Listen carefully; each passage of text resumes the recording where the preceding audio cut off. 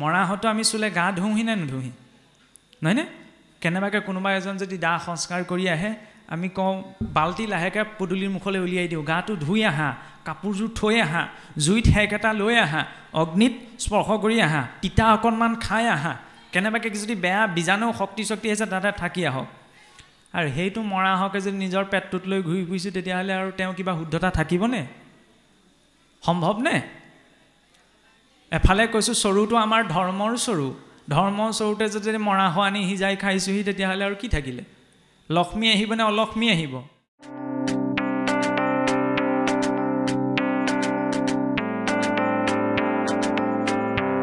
আজি এই যে 14 ভুৱনৰ বৰ্ণনা কৰা হৈছিল গতিকে যিজন ব্যক্তিয়ে মনুষ্য জন্ম পাই হৰিভক্তি আচৰণ কৰিব তেওঁ কলৈ যাব বৈকুণ্ঠলৈ আৰু যি অধৰ্ম আচৰণ কৰিব তেওঁ কলৈ যাব নৰকলৈ নৰকৰ আকৌ 84 লাখখন নৰক ভগৱন্তৰ ডিপাৰ্টমেণ্ট কেইটা মাত্ৰ 7টা বৈকুণ্ঠৰ 7টা ভাগহে জমৰ কেইটা 84 লাখ ভগৱানেও জানে সেইফালে যোৱা বেছি হ'ব এইফালে অহা কম হ'ব যিটো মন্দমতীয়াতি একোৱে নাবাচে ব্যৰ্থে পশু পক্ষী মাৰি সকুটুম্বে ভুঞ্জে মহাৰৌৰৱত পৰে নাহিকে নিস্তাৰ ৰুৰু পশুগণে চিন্দি মাংস খাই বেগাৰ যে যিজন মন্দমতী লোকে একো শুদ্ধ অশুদ্ধ বিচাৰ নকৰাকৈ কেৱল পশু পক্ষী হত্যা কৰি ভোজন কৰিছে তেওঁৰ বাবে কিখন ফিক্স ৰৌৰৱ নৰক সেই ৰৌৰৱ নৰকত ৰুৰু নামৰ পশুগণে তেওঁলোকৰ মাংস ছিঙিবলৈ খাব কাৰণ এই জীৱনত আমি যি কৰিছোঁ যিকেইটা জীৱ হত্যা কৰিছোঁ পৰলোকত সেইকেইটা জীৱও খান্দা ধৰিবলৈ ৰৈ থাকে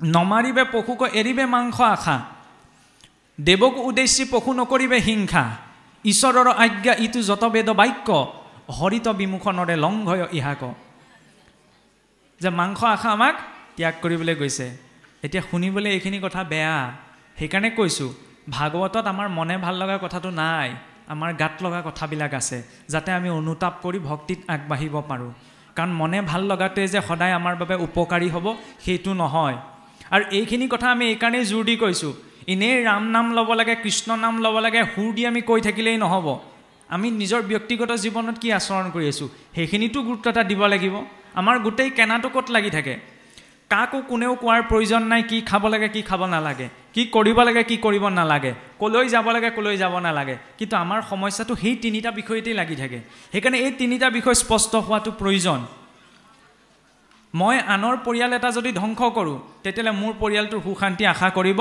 পাৰোঁ নে নোৱাৰোঁ বাৰু নোৱাৰোঁ সেই জীৱকেইটাৰো জীয়াই থকাৰ অধিকাৰ আছে নিজৰ জিভাখনৰ নিমিত্তে যদি মই সিহঁতক হত্যা কৰি আনি খাইছোঁহি তেতিয়া ভগৱন্তই সিহঁতৰ পৰিয়াল ধ্বংস কৰাৰ দুখকণ কিন্তু আপুনি মই ভুগিব লাগিব সেয়া যে কেৱল পিতৃ মাতৃয়ে ভুগিব লাগে নে নহয় পুত্ৰয়ো ভুগিব লাগে সন্তানেও ভুগিব লাগে কাৰণ কেতিয়াবা দেখা যায় যে মই একো ধৰ্ম এইটো জন্মতচোন মই একো পাপ আচৰণ তথাপি মই ইমান কষ্ট কিয় ভুগিব লগা হৈছে কাৰণ পূৰ্ব জন্মত পূৰ্ব সময়ত এনেকুৱাখিনিত মই তেনেকুৱা কিবা জীৱক মই কষ্ট দিছিলোঁ যাৰ বাবে মই ভুগিব লগা হৈছে আৰু সেয়া মই আৰ্থিক সমস্যাৰ ৰূপত মানসিক সমস্যাৰ ৰূপত বেমাৰ ৰূপত বিভিন্ন ৰূপত ভুগিব লাগিব তাৰ পৰা কোনো উদ্ধাৰ নাই আৰু এইটো নহয়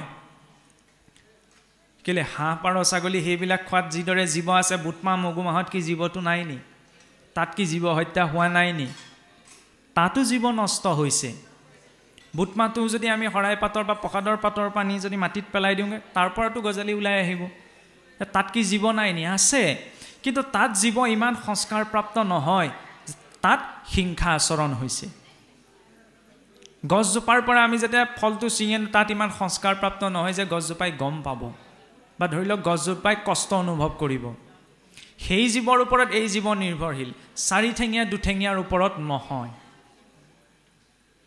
আৰু চাবচোন যেতিয়া 24 ঘণ্টা এজন মানুহক এটা ৰুমত ভৰাই থোৱা হয় তাৰ পাছত যদি তেওঁ ওলাই আহিব তেওঁৰ মানসিক অৱস্থাটো কেনেকুৱা হ'ব অকণমানি টুকুৰি এটাৰ ভিতৰতে যেতিয়া হাঁহ পাৰ ছাগলী এসোপা ভৰাই বজাৰলৈ লৈ যায় সিহঁতৰ শৰীৰৰ পৰা আপুনি খাই পেলাই প্ৰটিন ভিটামিন পাম বুলি ভাবিছে নি সেইটো বহুত অন্ধবিশ্বাসত আছে তেনেহ'লে কিয় অন্ধবিশ্বাসত আছে কাৰণ সিহঁতৰ শৰীৰেও যেতিয়া কষ্ট পায় সিহঁতৰ শৰীৰত কষ্ট পোৱাৰ লগে লগে কিছুমান বেয়া ৰসায়ন নিৰ্গত হ'বলৈ আৰম্ভ হয় আৰু সেই ৰসায়নখিনিকে আনি পেলাই যেতিয়া আমি সিজাই খাওঁহি তেতিয়াহ'লে সেইজন ব্যক্তিৰ ভিতৰত শুদ্ধ সাত্বিকতা থকাটো সম্ভৱ নহয়গৈ সেইকাৰণে চাবচোন আমাৰ আমুকৰ পিতেকৰ শাহুৱেকৰ জীয়েকৰ বৈয়েকৰ নাম পতককৈ মনত ৰয় কাৰ ঘৰলৈ কোন আহিছে কোনে কি কৰি থৈ গ'ল চব মনত ৰয় গীতা ভাগৱতৰ কথা সহজে মনত নৰয় কিয় কোনোবাখিনিত আমাৰ সেই অন্নত অশুদ্ধতা আছে সেইটো বিচাৰ কৰিব তাত এইটো নহয় যে ইয়াত জীৱ হত্যা কৰিলে পিছত আমাক যমৰজাই ৰিফাইন তেলত ভাজিব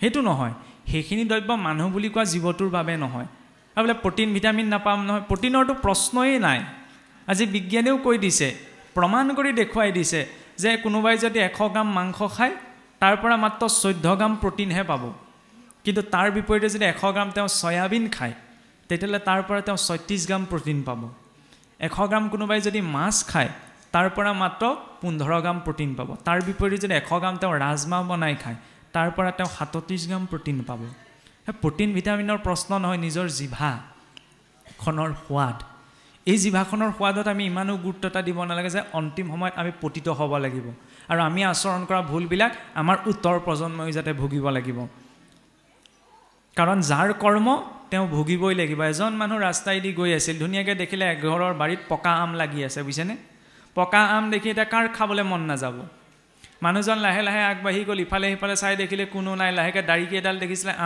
আম দুটামান পাৰিলে আম পৰা শব্দ দেখি ভিতৰত গৃহস্থ বহি আছিলে গম পালে আহি পেলাই দেখিলে এজনচোন আম গছত লাগি আছে কলিযুগৰ মানুহে ইমান আৰু বিচাৰ কৰি নাথাকে লোকৰ বাৰীৰ আম চুৰ কৰি খাইছে বুলি লাহেকৈ জেওৰা খুঁটিডাল উলিয়াই পিঠিতে 2 কোপ লগাই দিলেহি এতিয়া যদি কাহিনীটো সিমানেই কিন্তু সেই কাহিনীটোত এটা ৰহস্য আছে কিদৰে আছে মানুহজন গৈ আছিল ৰাস্তাইদি নহয়নে আম গছজোপা দেখিলে কোনে চকু দুটাই নহয়নে চকুকেইটাই দেখিলে নাকেতো নেদেখে চকুৱে দেখিলে কিন্তু চকুৱেতো ইচ্ছা কৰিব নোৱাৰে ইচ্ছা কৰিলে কোনে মনটোৱে এটা মনে ইচ্ছা কৰিলে মনটো যাব নোৱাৰে গ'ল কিহে ভৰিকেইটাই এতিয়া যিকেইটাই গ'ল সেইকেইটাই আমটো পাৰিব নোৱাৰে পাৰিলে কিহে হাতেৰে পাৰিলেহে পাৰিলে হাতেৰেতো খাব নোৱাৰে খালে কিহে মুখেৰে বেচাৰা মুখেও ৰাখিব নোৱাৰিলে ৰাখিলে কোনে পেটে আৰু মাৰ খালে কিহে পিঠিটোৱে কামটো আৰম্ভ কৰিছিল কোনে চকুৱে যাৰ কৰ্ম তাৰ ফল হ'ল জানো যিয়ে দেখিছে সি ইচ্ছা কৰা নাই যি ইচ্ছা কৰিছে সি যোৱা নাই যি গ'ল সি ফলটো পৰা নাই যি ফলটো পাৰিলে সি খোৱা নাই যি খালে সি ৰখা নাই আৰু যি ৰাখিছে সি মাৰ খোৱা নাই মাৰ খাইছে পিঠিটোৱে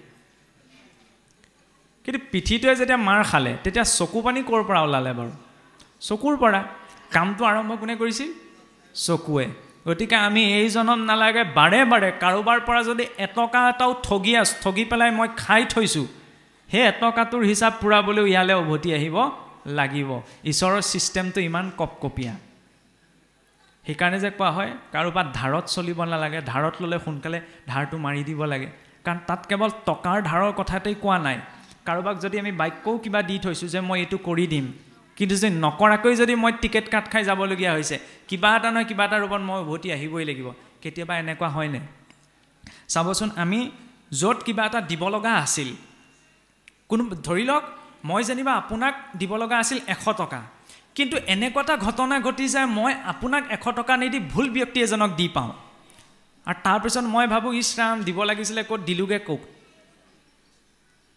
সেইটো এনেই যে ঘটি গৈছে সেইটো নাভাবিব তেওঁৰ সৈতে পূৰ্বজন্মৰ কিবা এটা লেনদেন আছিল সেইকাৰণে সেই ৰূপত আপোনাৰ মোৰ পৰা সেই লেনদেন সেই ঋণটো পূৰ্ণ হৈছে কেতিয়াবা নভবাকে আমি জীৱনত কিছুমান কাম কৰি পেলাওঁ তাৰ পৰা ভাবোঁ এইটোচোন মই ভাবিয়েই নাচালোঁ কাৰণ সকলো ছিষ্টেমত চলি আছে ক'ত আমি কি উভতাব লাগিব সকলো দিব লাগিব যদি পুত্ৰৰ পৰা কষ্ট পোৱা হৈছে শুনিবলৈ বৰ বেয়া কথা তেতিয়াহ'লে এইটো জানিব লাগিব পূৰ্বজন্মত সেই পুত্ৰৰ সৈতে সেই জীৱৰ সৈতেও আমি কিবা এটা অপব্যৱহাৰ কৰি থৈছে সেইকাৰণে এই জন্মত পুত্ৰ ৰূপত আহি মই কষ্ট ভুগিব লগা হৈছে পিতৃ মাতৃৰ পৰা যদি কিবা এটা পোৱাইছে জানিব লাগিব পূৰ্বজন্মত কিবা এটা আছিল যাৰ বাবে এই জন্মত মই ভুগিব লগা হৈছে কাৰণ যিটো খেতি আমি কৰ্মৰ যিটো খেতি কৰোঁ এই খেতিটো কেতিয়াও নষ্ট হৈ নাযায় এইটো সদায় নিজৰ লগত থাকে সেইবাবে কি হৈছিল এতিয়া নৰক বৰ্ণনাৰ পাছতে আহিছে অজামিল উপাখ্যানে তাক আৰু স্পষ্টকৈ আমাক দেখুৱাই থৈ গ'ল যে অজামিল আমি সকলো কথা সাধাৰণতে জানোৱেই যে অজামিলৰ সম্পৰ্কত অজামিল যেতিয়া নৰিয়াত পৰোঁতে কি হৈছিল যেতিয়া তেওঁ যাওঁ অৱস্থা হ'ল সেই যাওঁ অৱস্থা হওঁতে অজামিলে তেতিয়া হে ৰাম মহাপীৰা পায়া বিপ্ৰ ভৈলায় চেতন উচ্চ কৰি বুলি লন্ত আইখনাৰায়ণ।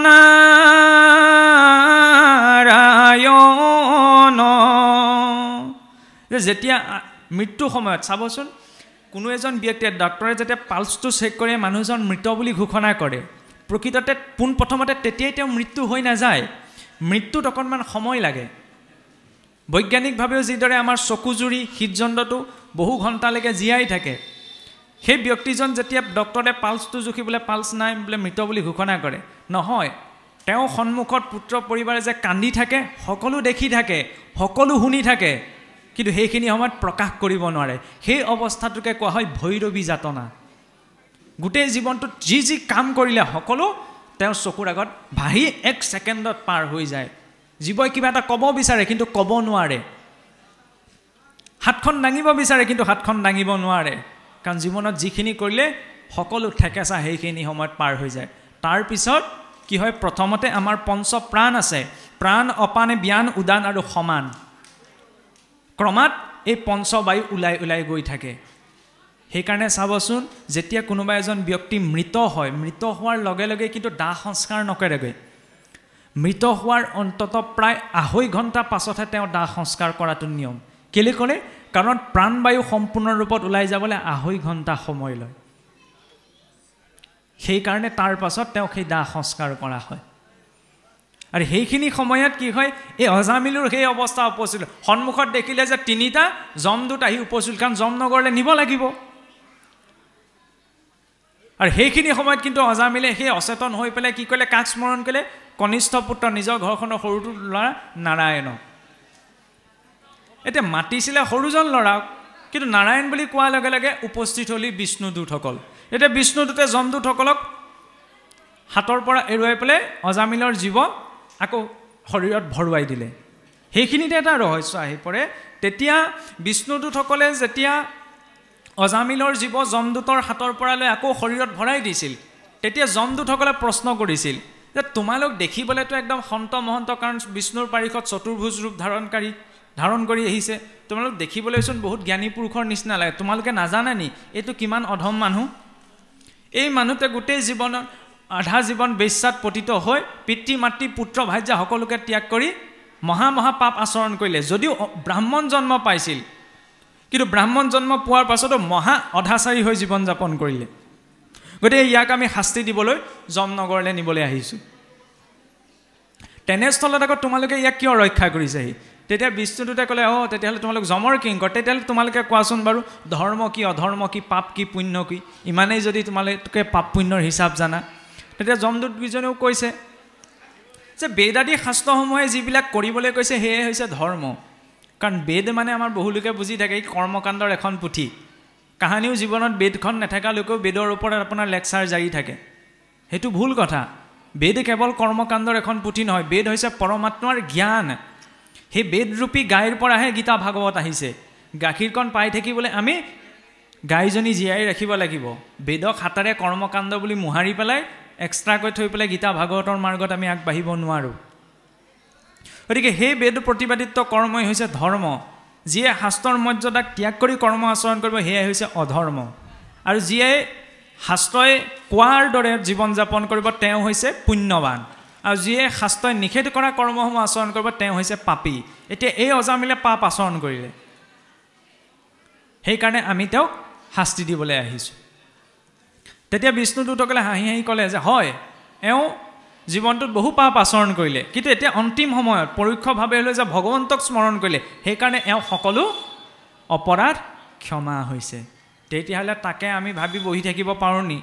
এই অজামিলে যদি ইমান পাপ কৰিও যদি অন্তিম সময়ত নাৰায়ণ বুলি কৈ গতি পাইছিল, আমিও তেতিয়া এইটো জীৱনত ইমান ৰাম ৰাম কৃষ্ণ কৃষ্ণ কৈ থকা কি প্ৰয়োজন? মৰা সময়ত মৰাৰ আগত ভগৱানক চিন্তা কৰিলেই হ'ল, বিষ্ণুদূত আহিব বোলে মুক্তি এনেও পাম। নহয়, কাৰণ আমি জীৱনটোত যেনেধৰণৰ অভ্যাস কৰোঁ তেনেধৰণৰ চিন্তাহে অন্তিম সময়ত আহে। এটা সম্পূৰ্ণ বাস্তৱিক ঘটনা আজি আপোনালোকৰ আগত প্ৰকাশ কৰিছোঁ। ভগৱন্তৰ স্থানত আছোঁ, মিছা বুলি নল'ব, কাৰণ কথাটো শুনিবলৈ অকণমান বিকটো হ'ব পাৰে। আজি কিছুদিনৰ আগত এগৰাকী মহিলা ঢুকাইছিল আৰু মহিলাগৰাকীৰো বয়স প্ৰায় 80ৰ উৰ্ধৰ আছিল, মানে 80 বছৰ পাৰ হৈ যোৱা। আৰু 80 বছৰ পাৰ কৰা সেই বৃদ্ধা আইগৰাকী যেতিয়া নৰিয়াত পৰিছিল, মানে 3-4 দিনমান বহুত কষ্ট পাবলগীয়া হ'ল। আৰু কষ্ট পাওঁতে আমাৰ গাঁৱৰ সমাজত এইটো ধাৰণা আছে এই যে তেওঁ ইমান কষ্ট ভুগি আছে, কিজানি কিবা দুখ আছে নি। তেতিয়া আমাৰ সচৰাচৰ কি কয়, গীতা পাঠ কৰে, ঘোষা পাঠ কৰে, নহয় জানো? আৰু তেওঁলোকেও ঠিক সেইটোকে কৰিলে। মানুহগৰাকী ইমান শুকাই খিনাই গ'ল যে ইচাত বিচাত কৰি তেওঁ বগাই আছে, মাটিত শুৱাই থৈছে পাতিত। ওচৰতে গাঁৱৰ 2জনমান ভকত গোটাই আনি পেলাই ভাগৱত পাঠ কৰিলে। ভাগৱত পাঠ পঢ়ি আছে। তাৰ পৰা আমাৰতো তেনেকুৱা সময়ত পুত্ৰ পৰিবাৰে সোধে নহয় যে মা বা দেউতা বা কোনোবা থাকিলে কিবা মনত ইচ্ছা আছে নি, ইচ্ছা থাকিলেও বোলে জীৱটো নাযায়, তেনেকুৱা এটা ধাৰণা আছে। ঘৰৰ মানুহে সুধিলে যে আপোনাৰ কিবা মনত আছে নি, কিবা আপুনি বিচাৰিছে নি? তেতিয়া তেওঁ যিটো কথা ক'লে সেইটো কিন্তু চকুৰ কপালত উঠিবলগীয়া কথা। ভাবি চাওক যে 80 বছৰ উৰ্ধৰ এগৰাকী মহিলা মৃত্যু শয্যাত পৰি কেকাই আছে, মানে মৃত্যুক বিচাৰি আছে, যিমান কষ্ট ভুগিছে। কিন্তু যেতিয়া সুধিলে পৰিয়ালৰ মানুহে যে আপোনাৰ মনত কিবা ইচ্ছা আছে নে, আপুনি কিবা মন আছে নি, তেতিয়া তেওঁ ক'লে কি মোৰ বোলে কাৰোবাৰ লগত শুবলৈ মন গৈছে। শুনিবলৈ এইটো কিমান এটা অদ্ভুত কথা। সেই কথাষাৰ তেতিয়া ইমান এটা দুৰাত্মক পৰিস্থিতিত থকাৰ পাছতো মুখৰ পৰা কেনেকৈ ওলাবলৈ পালে? মানে আকচোৱা জীৱন কেনেধৰণৰ চিন্তাৰ মাজত জীৱন ব্যতীত কৰিছিল। গতিকে অলপ আগত যে প্ৰসংগ আহিছিল যে মানুহে পুণ্য কৰ্মৰ বলত ব্ৰহ্মাৰ পদতো অধিষ্ঠিত হ'বগৈ পাৰে, কোনো কঠিনতা নাই। কিন্তু অন্তিম সময়ত ভগৱন্তক স্মৰণ কৰাটো বৰ কঠিন। এই জীৱনটো আমি যেনেধৰণৰ চিন্তা কৰিছোঁ, যেনেধৰণৰ কথাবিলাকৰ মাজত নিজৰ মনটো ৰাখিছোঁ, অন্তিম সময়টো সেয়াই চিন্তন হ'বগৈ। লগতে আৰু এটা উদাহৰণ দিওঁ। এজন ব্যক্তি আছিল গাঁৱত, আপোনাৰ মানে জ্যেষ্ঠ মানুহৰ সংখ্যা কমিলে কি কৰিলে, গাঁৱৰ ৰাইজে শিকাই বুজাই তেখেতকে শৰণ ভজন দি মানে শৰাই সঁফুৰা পাতিব পৰাকৈ চলা ফুৰা কৰিবলৈকে প্ৰস্তুত কৰিলে। আৰু তেওঁ ধুনীয়াকৈ আৰু ৰিটায়াৰমেণ্ট হৈ আহিলে, এতিয়ানো কি কৰিব, সমাজৰ কৰ্ম কৰিবলৈ ধুনীয়াকৈ যুক্ত হ'ল, শৰাই সঁফুৰা ধুনীয়াকৈ সজাই থাকে। আৰু এতিয়া ভাগৱত পঢ়ে, গীতা পঢ়ে, নাম গায়, সেইকাৰণে মাছ মাংস এৰি দিলে। ঠিক আছে, এৰি দিলেহে দিলে, কিন্তু মনত লোভটো থাকি গ'ল। কেতিয়াবা গোন্ধটো পালে আকৌ খাবলৈ মন যায়, কিন্তু এতিয়া ভাগৱত পঢ়ে, নাম গায়, শৰাই সজায়, খাবতো নোৱাৰে। তাৰপৰা তেনেকৈ দিন পাৰ হৈ গ'ল। তেনেকৈ প্ৰায় তেওঁ 26 বছৰ সময় চলালে। 26 বছৰৰ পাছত যেতিয়া তেওঁৰ সেই মৃত্যু অভিমুখী যাত্ৰা আৰম্ভ কৰিব লাগে, নৰিয়াত পৰিলে। তেতিয়া তেওঁ দুদিন যেতিয়া নৰিয়াত পৰাৰ পিছত ল'ৰাই সুধিলে যে দেউতা কিবা মনত আছে নি, যে আপুনি কিবা বিচাৰে নি? কাৰণ আমাৰ ভকতীয়া সমাজৰ লোকসকলে বিচাৰে যে আত্মীয় কোনোবা ভকতসকল থাকিলে ওচৰতে বহি তেওঁলোকক বোলে চাব বিচাৰিছোঁ, তেওঁলোকৰ ওচৰলৈ যাবলৈ বিচাৰিছোঁ, কিন্তু তেনেকুৱা কিবা ইচ্ছা আছে। ল'ৰাই সুধিলে বোলে দেউতা কিবা মনত আছে নি, কিবা বিচাৰে নি, আপুনি ক'বলৈ গুৰুৰ ওচৰলৈ যাব বিচাৰে নি? তেতিয়া দেউতাকে কি বুলি ক'লে জানেনে? বোপাইও মোৰ ছাগলী মাংসৰ জোল অকণমান খাবলৈ বৰ মন আছিল। আজি 26 বছৰ নাম গুণ গাই পেলাই মাছ মাংস এৰিলে, কিন্তু অন্তিম সময়ত যে এই যে ছাগলী মাংসৰ জোললৈ মনত পৰিলেগৈ কেলে? আকচোৱা জীৱন কি চিন্তনত পাৰ কৰিছিল। মই নাম গাইছোঁ, পাঠ পঢ়িছোঁ, ঠিকেই, সমাজত কৈছোঁ মই যে এৰিলোঁ, কিন্তু কেতিয়াবা আকৌ মনটো যায়। মনটো আছে মানে কি, মনত চিন্তন হৈ আছে। আৰু আমি জীৱনত কোনটো পাম? মুখেৰে কি কৈছোঁ সেইটো নাপাওঁ, হাতে কামে কি কৈছোঁ সেইটোও নাপাবলৈ আছোঁ, কিন্তু মনত যিটো চিন্তা চলি আছে সেইটোহে আমি পাম। সেইকাৰণে মিথ্যাচাৰো কৰিব নালাগে। আমি যিটো কৰিব লাগে সেইটো শুদ্ধ ৰূপত কৰিব লাগে, যিটো কৰিব নালাগে তাক সম্পূৰ্ণ ৰূপত বৰ্জন কৰিব লাগে। সেইকাৰণে মনত এইটো চিন্তা কৰিব লাগে যে ঈশ্বৰে ভাল বস্তু খাবলৈ আমাক এই মুখখন দিছে। চাওকচোন, মৰাহঁতো আমি চুলে গা ধুওঁহি নে নুধুহি? নহয়নে? কেনেবাকৈ কোনোবা এজন যদি দাহ সংস্কাৰ কৰি আহে, আমি কওঁ বাল্টি লাহেকৈ পদূলিৰ মুখলৈ উলিয়াই দিওঁ, গাটো ধুই আহা, কাপোৰযোৰ থৈ আহা, জুইত সেক এটা লৈ আহা, অগ্নিত স্পৰ্শ কৰি আহা, তিতা অকণমান খাই আহা, কেনেবাকৈ যদি বেয়া বীজাণু শক্তি আছে তাতে থাকি আহক। আৰু সেইটো মৰাহকে যদি নিজৰ পেটটোত লৈ ঘূৰি ফুৰিছোঁ, তেতিয়াহ'লে আৰু তেওঁ কিবা শুদ্ধতা থাকিবনে? সম্ভৱনে? এফালে কৈছোঁ চৰুটো আমাৰ ধৰ্মৰ চৰু, ধৰ্মৰ চৰুতে যদি মৰাহ আনি সিজাই খাইছোঁহি, তেতিয়াহ'লে আৰু কি থাকিলে? লক্ষ্মী আহিবনে অলক্ষ্মী আহিব? নিশ্চয়কৈ অলক্ষ্মী। সেইকাৰণে অন্ততঃ চিন্তা কৰা প্ৰয়োজন যে আমি প্ৰকৃততে কৰিছোঁ কি, আৰু এইখিনি যে আমি ঘূৰাই নাপাম তাৰ গাৰেণ্টি নাই। এতিয়া অজামিলে, হয়, অজামিল প্ৰথমতে বহুত এজন নৈষ্ঠিক ব্ৰাহ্মণ আছিল, বিষ্ণু ভক্ত ব্ৰাহ্মণ আছিল, সদায় ঈশ্বৰক উপাসনা কৰে। কিন্তু এদিন কি হৈছিল, দেউতাকে কি কয় যজ্ঞৰ কাৰণে, কাৰণ সত্যাদি যুগত যজ্ঞাদি কৰ্মৰ দ্বাৰা ঈশ্বৰৰ উপাসনা চলিছিল।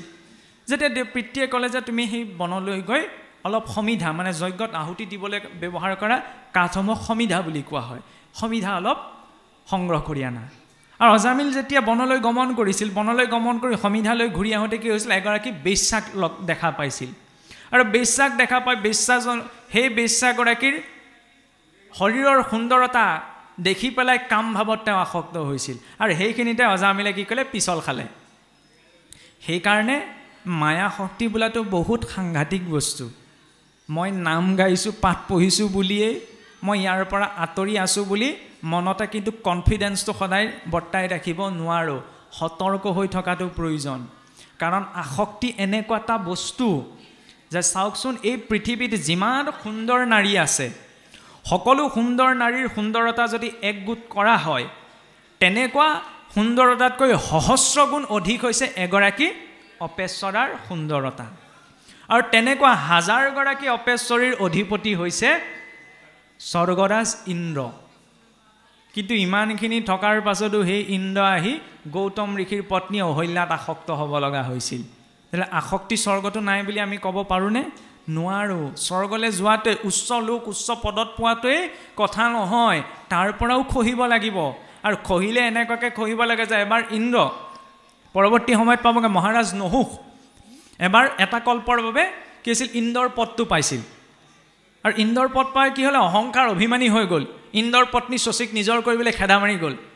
তাৰপৰা কি কৰিলে, এতিয়া সেই ইন্দ্ৰৰ পত্নীয়ে যেতিয়া দেৱগুৰু বৃহস্পতিৰ ওচৰলৈ গৈ ক'লে যে গুৰুদেৱ, এনেদৰে এইটো কল্পৰ ৰজা মহাৰাজ নহুষে আহি গোটেইখন অত্যাচাৰ কৰিছে, এতিয়া মোক তেওঁ পত্নীৰ ৰূপত গ্ৰহণ কৰিছে। তেতিয়াহ'লে তেওঁক কোৱা বোলে, যদি তোমাৰ ওচৰলৈ এই ঋষিসকলে তেওঁক দোলাত কঢ়িয়াই আনিব পাৰে, তেতিয়াহ'লে তেওঁ বোলে তেওঁক শচীয়ে গ্ৰহণ কৰিব। আৰু নহুষ ইমান অন্ধ হৈ গ'ল যে ভক্তসকলৰ দোলা ধৰিবলৈ কৈ পেলাই বাধ্যতাত পেলালে। তেতিয়া ঋষিসকলে সুযোগটো পালে, লগালগ অভিশাপ দি দিলে যাতে নৰক পতিত হ। আৰু সেই স্বৰ্গৰ ৰজা নহুষ অজগৰ হৈ নামি আহিব লগা হৈছিল। মহাৰাজ জয়ন্ত, সেই তেওঁ এটা কল্পত ইন্দ্ৰ আছিল, কাউৰী হৈ নৰক এইখন পৃথিৱীলৈ নামি আহিব লগা হৈছিল। গতিকে আপুনি মই উচ্চ পদস্থ বিষয়ে তললৈ খহি পৰাটো কোনো ডাঙৰ কথাই নহয়। সেইকাৰণে আসক্তিটো নিজৰ নিয়ন্ত্ৰণত ৰাখি জীৱনটোত আগবাঢ়িব লাগে। আজি যদিও ধাৰ্মিক আছিল, চাওকচোন অকণমান তেওঁ দিছিলোঁ, সেইকাৰণে বেয়াটো আজিৰ সংসাৰখনত চাৰিওফালে বেয়া। আজি টিভিটো সন্মুখত লৈ বাপেক জীয়েক একেলগে বহিব নোৱাৰে, নহয়নে? আমি ভাবি থাকোঁ কি যে প্ৰকৃততে সেইবিলাক বন্ধ হ'ব লাগে। কিবা এটা বিজ্ঞাপন দিলেও অশ্লীল ৰূপত উপস্থাপন কৰে, আৰু আমি আশা কৰোঁ কি এইবিলাক বন্ধ কৰিব লাগে। কিন্তু বন্ধ কেনেদৰে হ'ব, তাক চাইছে কোনে? শুনিবলৈতো অদ্ভুত হ'লেও কথা, এইখন অসমত আটাইতকৈ বলাৎকাৰৰ ঘটনাবিলাক চাৰ্চ কৰি চোৱাৰ সংখ্যা এইখন অসমত বেছি। তেতিয়াহ'লে সেইসকল মানুহ আমাৰ মাজতেই নাই জানো? যেতিয়া ক'ৰবাত আমি বেয়া ঘটনা এটা ঘটে বুলি আমি হাই হাই কৰোঁ, সেইজনেই আকৌ সেইটো ভিডিঅ' বাৰে বাৰে চাইগৈ, কাৰণ সেইটো প্ৰমাণ গণনাত আহিছে। তেতিয়াহ'লে অসমত ইমান মানুহে তেতিয়াহ'লে বলাৎকাৰৰ ঘটনা চোৱা ক'ৰ পৰা আহিছে? এইখিনি কি বেলেগ দেশৰ অন্য ধৰ্মী মানুহে চাইছে নি? নিশ্চয় এইখন অসমৰ মানুহেই চাইছে। সেইখিনি সময়তে, কাৰণ আমি এইটো কপটতাত আছোঁ, বাহিৰত এটা ৰূপ ভিতৰত এটা ৰূপ, তেতিয়াহ'লে ঈশ্বৰে কেতিয়াও গ্ৰহণ নকৰে। ঈশ্বৰৰ অস্তিত্ব স্বীকাৰ কৰি যিজনে চলে, তেওঁ তেতিয়াহ'লে বাহিৰত এটা ভিতৰত এটা ৰূপ লৈ কেতিয়াও চলিব নোৱাৰে, সম্ভৱেই নহয়। সেইকাৰণে তেওঁক ধৰি পেলাই চলাটো প্ৰয়োজন, যাতে মই কিবা কাৰণত চঞ্চল বিচলিত হ'লেও তেওঁ যাতে থাপ মাৰি ধৰে যে নহয়, এইটো নকৰিবা, এইটো নাচাবা। তেতিয়া অজামিলে বনৰ মাজত বেশ্যাগৰাকীক দেখি পিছলি গৈছিল। কিন্তু আজি আপোনাৰ মোৰ চাৰিওফালেতো তেনেকুৱা ঢেৰ ঘটনা ঘটি আছে। তেতিয়া আপুনি মই বিচলিত নহ'ম নি? হ'ম। সেইকাৰণেই হৰিভক্তিটো কপকপীয়াকৈ লাগে। সেইকাৰণে ভগৱানৰ নামটো উচ্চাৰণ কৰিলে লাজ কৰিব নালাগে। নহ'লে মানসিকতাত এইটোহে থাকিব যে বেয়া মাতটোৱে কোনে কৈছে, কাৰণ এনেকুৱাটো আছে কথাই প্ৰতি আপোনাৰ বেয়া মাত মাতে, বুজিছেনে? বেয়া মাতটো মাতিলে কি হয়, আমি যি শব্দ উচ্চাৰণ কৰোঁ তাৰ সৈতে এটা তৰংগ সৃষ্টি হয়, আৰু সেই শব্দ তৰংগই জীৱৰ শৰীৰটোক প্ৰভাৱ পেলায়। সেই শব্দ তৰংগই শৰীৰটোত কিছুমান কম্পনাংক সৃষ্টি কৰে, সেই কম্পনাংকই শৰীৰত কিছুমান ৰসায়ন নিৰ্গত কৰে। এতিয়া যিমানে ভাল শব্দ উচ্চাৰণ হ'ব, সিমানে শৰীৰত ভাল ৰসায়ন নিৰ্গত হ'ব। এইটো বৈজ্ঞানিকভাৱেও প্ৰমাণিত হৈ গৈছে। আৰু যিজনে অশ্লীল শব্দ উচ্চাৰণ কৰে, সিজনে বেয়া ৰসায়ন নিৰ্গত হ'ব। ফলত তেওঁ বেলেগকৈ পাপ বেলেগকৈ তেওঁ বেয়া কাম কৰিব নালাগে তেওঁ শাৰীৰিক ৰূপত সেইজন ব্যক্তি যিজনে জীৱনত কথাই প্ৰতি বেয়া মাত উচ্চাৰণ কৰে তেওঁ জীৱনত চাবচোন কেতিয়াও স্থিৰতা নাথাকে জীৱনটোক লৈ তেওঁৰ কোনো স্পষ্টতা নাথাকে আৰু তেওঁক আৰু আপুনি ভালকৈ ব্যৱহাৰ কৰক তেওঁ কেতিয়াও তুষ্ট হ'ব নোৱাৰে কাৰণ তেওঁ ইমান খিংখিঙীয়া আৰু চঞ্চল হৈ পৰে তেওঁ একো কথা স্থিৰে ভাবিবই নোৱাৰে কমপ্লিট ইমবেলেঞ্চ হৈ যায় এৰাল চিগা গৰু বুলি যে কয় সেইজনেই সেইকাৰণে নিজক আমাকো এৰাল দি থোৱাৰ প্ৰয়োজন সংযমিতাৰ বান্ধোনেৰে যদি সেই সংযমিতাৰ বান্ধোনডাল এৰ খাই যায় তেতিয়া সদায় পোহনীয়া গৰুজনীও আনৰ ঘৰলৈ গুচি যায় সংযমিতাৰ বান্ধোনডাল জীৱনত সেইকাৰণেই প্ৰয়োজন যাতে আমি নিজৰ নিজৰ মৰ্যাদাৰ বাউণ্ডেৰীৰ ভিতৰত থাকোঁ নহ'লে ৰাৱণে আহি হৰণ কৰি লৈ যাবহি সীতা দেৱীক কেনেকৈ হৰণ কৰিছিল লক্ষ্মণে কৈ থৈ গৈছিল তুমি এই ৰেখাডাল পাৰ হৈ নাহিবা ৰাৱণে প্ৰকৃততে সীতাক হৰণ কৰিব পৰা ৰাৱণৰ কেপাচিটিয়ে নাই কেলে কেপাচিটি নাই ৰাৱণে হৰধনুৱে দাঙিব নোৱাৰিলে কিন্তু সেইখন হৰধনু আকৌ সীতা দেৱীয়ে সোঁ হাতেই দাঙি পেলাই বাওঁ হাতে তলৰ টেবুল চফা কৰিছিল তেতিয়াহ'লে সেই সীতা দেৱীক ৰাৱণে কেনেকৈ হৰণ কৰি নিব পাৰিলে এইটো কথা বেলেগ যে সেয়া সীতাৰ মায়াৰ ৰূপটো আছিল কিন্তু এই ৰেখাডালে কি বুজালে আমি তাক কওঁহে লক্ষ্মণ ৰেখা বুলি কিন্তু সেই ৰেখাডালে হৈছে মৰ্যাদাৰ ৰেখা যেতিয়ালৈকে আমি মানুহে নিজৰ নিজৰ জীৱনৰ মৰ্যাদাত থাকি কাম আচৰণ কৰিম অপশক্তিয়ে আমাক প্ৰতিহিত কৰিব নোৱাৰে কিন্তু মৰ্যাদাৰ সীমা ৰেখাডাল পাৰ হৈ আহিবলৈ আপোনাক মোক বেয়া শক্তিবিলাকে লোভ ভাল হৈহে দিবহি কিন্তু ৰাৱণে 10টা মূৰ লৈ সীতাৰ ওচৰলৈ যোৱা নাছিল নহয় ঋষিৰ ৰূপত গৈছিল গতিকে জীৱনত এনেকুৱা কিছুমানো পৰিস্থিতি আহিব পাৰে আপোনাৰ মনটোৱে ক'ব যে নহয় এইটো কাম কৰিলে লাভ আছে দেই কিন্তু কোনোবাখিনিত আকৌ মনটোৱে ক'বে নহয় এইটো বেয়া কাম হ'লেও ইয়াত লাভ আছে মই কৰোঁ নহয় যদি সেই ধাৰাটোত গুচি গৈছে জানক সেই দিনাৰ পৰা অধপতিতৰ যাত্ৰা আৰম্ভ হৈ গৈছে সেইকাৰণে কেতিয়াও দেখিবলৈ ভাল হ'ল বুলিয়ে যে সেইটো সদায় আমাৰ বাবে উপকাৰী হ'ব সেইটো জৰুৰী নহয় সেইকাৰণে তাক বিশ্লেষণ কৰি চলাটো প্ৰয়োজন 100 বাৰ নহ'লেও অন্ততঃ 2 বাৰ ভবাৰ প্ৰয়োজন যে কি কৈছোঁ কি খাইছোঁ কলৈ গৈছোঁ কি কৰিছোঁ এতিয়া অজামিল যেতিয়া বিচলিত হ'ল সেই বেশ্যাগৰাকীত ইমান পতিত হৈ গ'ল যে ঘৰ বাৰ পিতৃ মাতৃ সকলো কথা বাদ দি পেলাই কেৱল সেই বেশ্যাৰ অৰ্থে পিছত যেতিয়া ব্ৰাহ্মণে নিজৰ কৰ্ম ত্যাগ কৰিলে তেতিয়াতো সমাজে এৰিলে আৰু সমাজে এৰিলত তেতিয়া চুৰ ডকাইত এইবিলাক কৰ্ম কৰি সেই বেশ্যাগৰাকীক পোহপাল দিবলগীয়া হ'ল কিন্তু ভাগ্যবশতঃ কেনেবাকৈ 10টা সন্তানজন একেবাৰে সৰু ল'ৰাটোৰ নাম নাৰায়ণ বুলি দি দিলে এতিয়া চাবচোন ঘৰখনত আটাইতকৈ মাক দেউতাকে ভাল ডাঙৰ ল'ৰাটোক ভালকৈ ভাল নাপায় ঘৰখনৰ সৰু ল'ৰাটোক আটাইতকৈ বেছি ভাল পায় সেইকাৰণে চাবচোন কেনিবা গ'লেও ডাঙৰটোলৈ একো নানিলেও ঘৰখনৰ সৰুটোলৈ প্ৰথমতে কিবা এটা আনে নহয়নে ঠিক তেনেদৰে সেইকাৰণে মাক বাপেকে নিজেই খোৱাৰ আগমুহূৰ্তত ঘৰখনৰ সৰু ল'ৰাটোলৈ প্ৰথমতে মনত পৰে এতিয়া এই ভাল পোৱাটো যিদৰে অজামিলৰ যুক্ত হ'ল কনিষ্ঠ পুত্ৰৰ সৈতে আপুনি মই এই ভাল পোৱাটো যুক্ত কৰিবলৈ ভগৱানৰ সৈতে কাৰণ ঘৰখনৰ অন্তিম সময়ত তেওঁ ভগৱানক প্ৰথমতে মতা নাছিল নহয় তেওঁ কনিষ্ঠ পুত্ৰ নাৰায়ণকহে মাতিছিল তেতিয়া অন্তিম সময়ত নাৰায়ণ কিয় মনত পৰিলে কাৰণ তেওঁক আটাইতকৈ ঘৰখনৰ সৰু ল'ৰা বুলি আটাইতকৈ বেছি মৰম কৰিছিল আটাইতকৈ ভাল পাইছিল যাক আটাইতকৈ ভাল পোৱা যায় যাক আটাইতকৈ মৰম কৰা যায় তেওঁকহে স্মৰণ সংকটৰ সময়ত সুলভ হয় ঠিক তেনেদৰে আমি ভগৱানক ভাল পালেহে ভগৱন্তক মৰম কৰিলেহে সংকটৰ বেলিকা তেওঁ স্মৰণ আমাৰ মুখৰ পৰা সম্ভৱ হ'ব অজামিলৰ ক্ষেত্ৰততো পৰোক্ষভাৱে দেখুৱাই দিছে যে যদিও তেওঁ কনিষ্ঠ পুত্ৰক মাতিছিল কিন্তু ভগৱানৰ নামৰ ইমান শক্তি আছে যে সেই নাম উচ্চাৰণ কৰাৰ লগে লগে ভগৱন্তই বিষ্ণুদূতক পঠাই দিলে অজামিলেতো গোটেই জীৱন চোৱা আৰু এইটোতো নহয় অজামিলে সেই সংকট বেলাহে তেওঁ পুত্ৰেকক নাৰায়ণ বুলি মাতিছিল জীয়াই থকা সময়তো বহুবাৰ নাৰায়ণ উচ্চাৰণ কৰিছিল গতিকে সেইখিনি নামৰ পুণ্যও তেওঁ নিশ্চয়কৈ অৰ্জন হৈছে তাৰ পৰা কি বুজাইছে যে কোনো এজন ব্যক্তিয়ে যদি হৰিভক্তি আচৰণ কৰে হৰিভক্তি আচৰণ কৰিলে তেওঁ কৰ্মবশত অধুগতি হ'লেও তেওঁ কিন্তু পতিত নহয় উদাহৰণ এই অজামিলে কৰ্মবশত অধুগতি পাইছে কিন্তু তেওঁ পতিত হোৱা নাই অন্তিম সময়ত নাৰায়ণক তেওঁ স্মৰণ কৰিব পাৰিছে কিয় পাৰিলে কাৰণ আগছোৱা জীৱন তেওঁ অভ্যাস থাকিলে নাৰায়ণ নাৰায়ণ বুলি অন্ততঃ সম্বোধন কৰিলে তাৰ আধাৰত এইটো পাপ বুদ্ধি কৰিলে নহ'ব আকৌ ভগৱানৰ নামৰ যদি ইমান শক্তি আছে বোলে এক নামে যত পাপ সংহৰিতে পাৰে ততেক পাতকি পাপ কৰিতে নপাৰে এই নাম যেতিয়া শ্ৰেষ্ঠ আজি বোলে কিবা এটা অপৰাধ কৰিলেও কাইলৈ নাম লৈ দিম হুচি হৈ যাম তেতিয়াহ'লে কি হ'ব যি নামত কৰে পাপ বুদ্ধি অষ্টাংগ যোগেও নাহিকে শুদ্ধি যি পাপ বুদ্ধি কৰি নাম ল'ব সেই নামে কিন্তু তেওঁক নতৰায়। কোনোবাই সৰলতা বশতঃ সেই নামৰ আশ্ৰয় ল'লেহে সেই নামে পাপ খণ্ডন কৰিব। কাৰণ এইটো নহয় নাজানি জানিবা ল'ৰাই কিবা এটা ভুল কাম কৰিলে, দেউতাকে ক্ষমা কৰি দিলে, দ্বিতীয়বাৰো কৰিলে ক্ষমা কৰি দিলে, তৃতীয়বাৰ ক্ষমা কৰি দিবনে? লাগিলে আৰু ভাল পাওক, নিদিয়ে। আৰু সেই ল'ৰাই তেতিয়াহ'লে সেই সন্তানে এইটো সুযোগ ল'লে নহ'ব, একো নহয় মোক মায়ে ক্ষমা কৰি দিবই বা দেউতাই মাফ কৰি দিবই, সেই সুযোগটো ল'লে কিন্তু নহ'ব।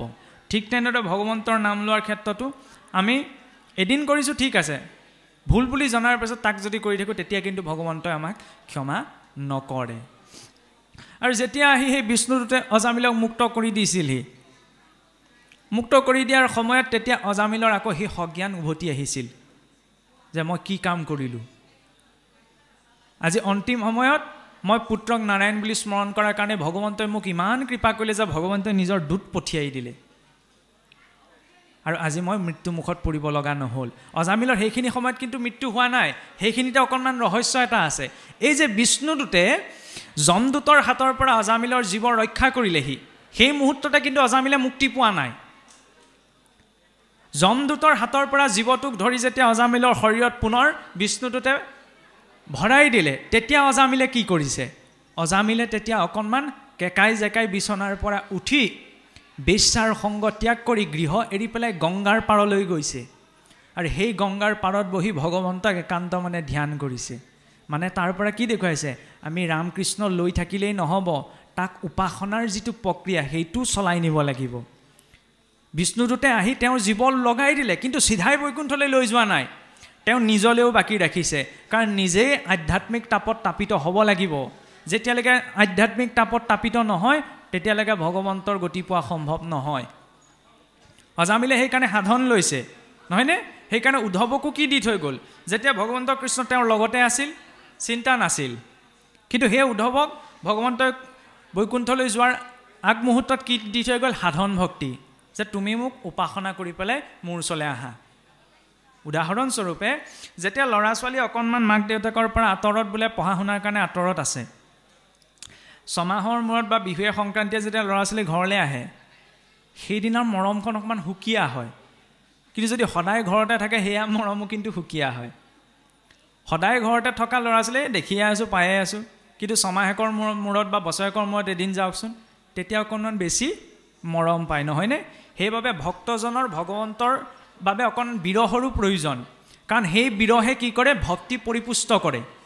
অজামিলে নিজে অনুতপ্ত হৈছে। অজামিলে এনেই নাৰায়ণ বুলি স্মৰণ কৰিলে চিধাই বৈকুণ্ঠ পোৱা নাই, নিজে এইটো গ্লানি অনুভৱ কৰিব লগা হৈছে যে মই কি কাম কৰিছিলোঁ, যে বিষয়ভোগৰ নামত বেশ্যাত পতিত হ'লোঁ। কিন্তু ভগৱন্তক আজি পৰোক্ষভাৱে মই স্মৰণ কৰাৰ কাৰণেও তেওঁ মোক ইমান কৃপা কৰিলে। গতিকে নিজকে ইমান তেওঁ গ্লানি অনুভৱ কৰিছে যে সকলো এৰি পেলাই তেওঁ গংগাৰ তীৰলৈ গুচি গৈছে। আকৌ তেতিয়া বিষ্ণুদূতে বিমান লৈ পেলাই তেওঁৰ সন্মুখত উপস্থিত, তেতিয়া তেওঁ কৃষ্ণ বুলি শৰীৰ এৰিছে আৰু বৈকুণ্ঠলৈ যাব পাৰিছে। গতিকে আমি কেৱল এনেই ক'ব লাগে কাৰণে ৰামকৃষ্ণ কৈ থাকিলে নহ'ব, নিত্য সদায় উপাসনা গৃহখনত সোমাব লাগিব, গোসাঁই গৃহখনত সোমাব লাগিব। কিয়?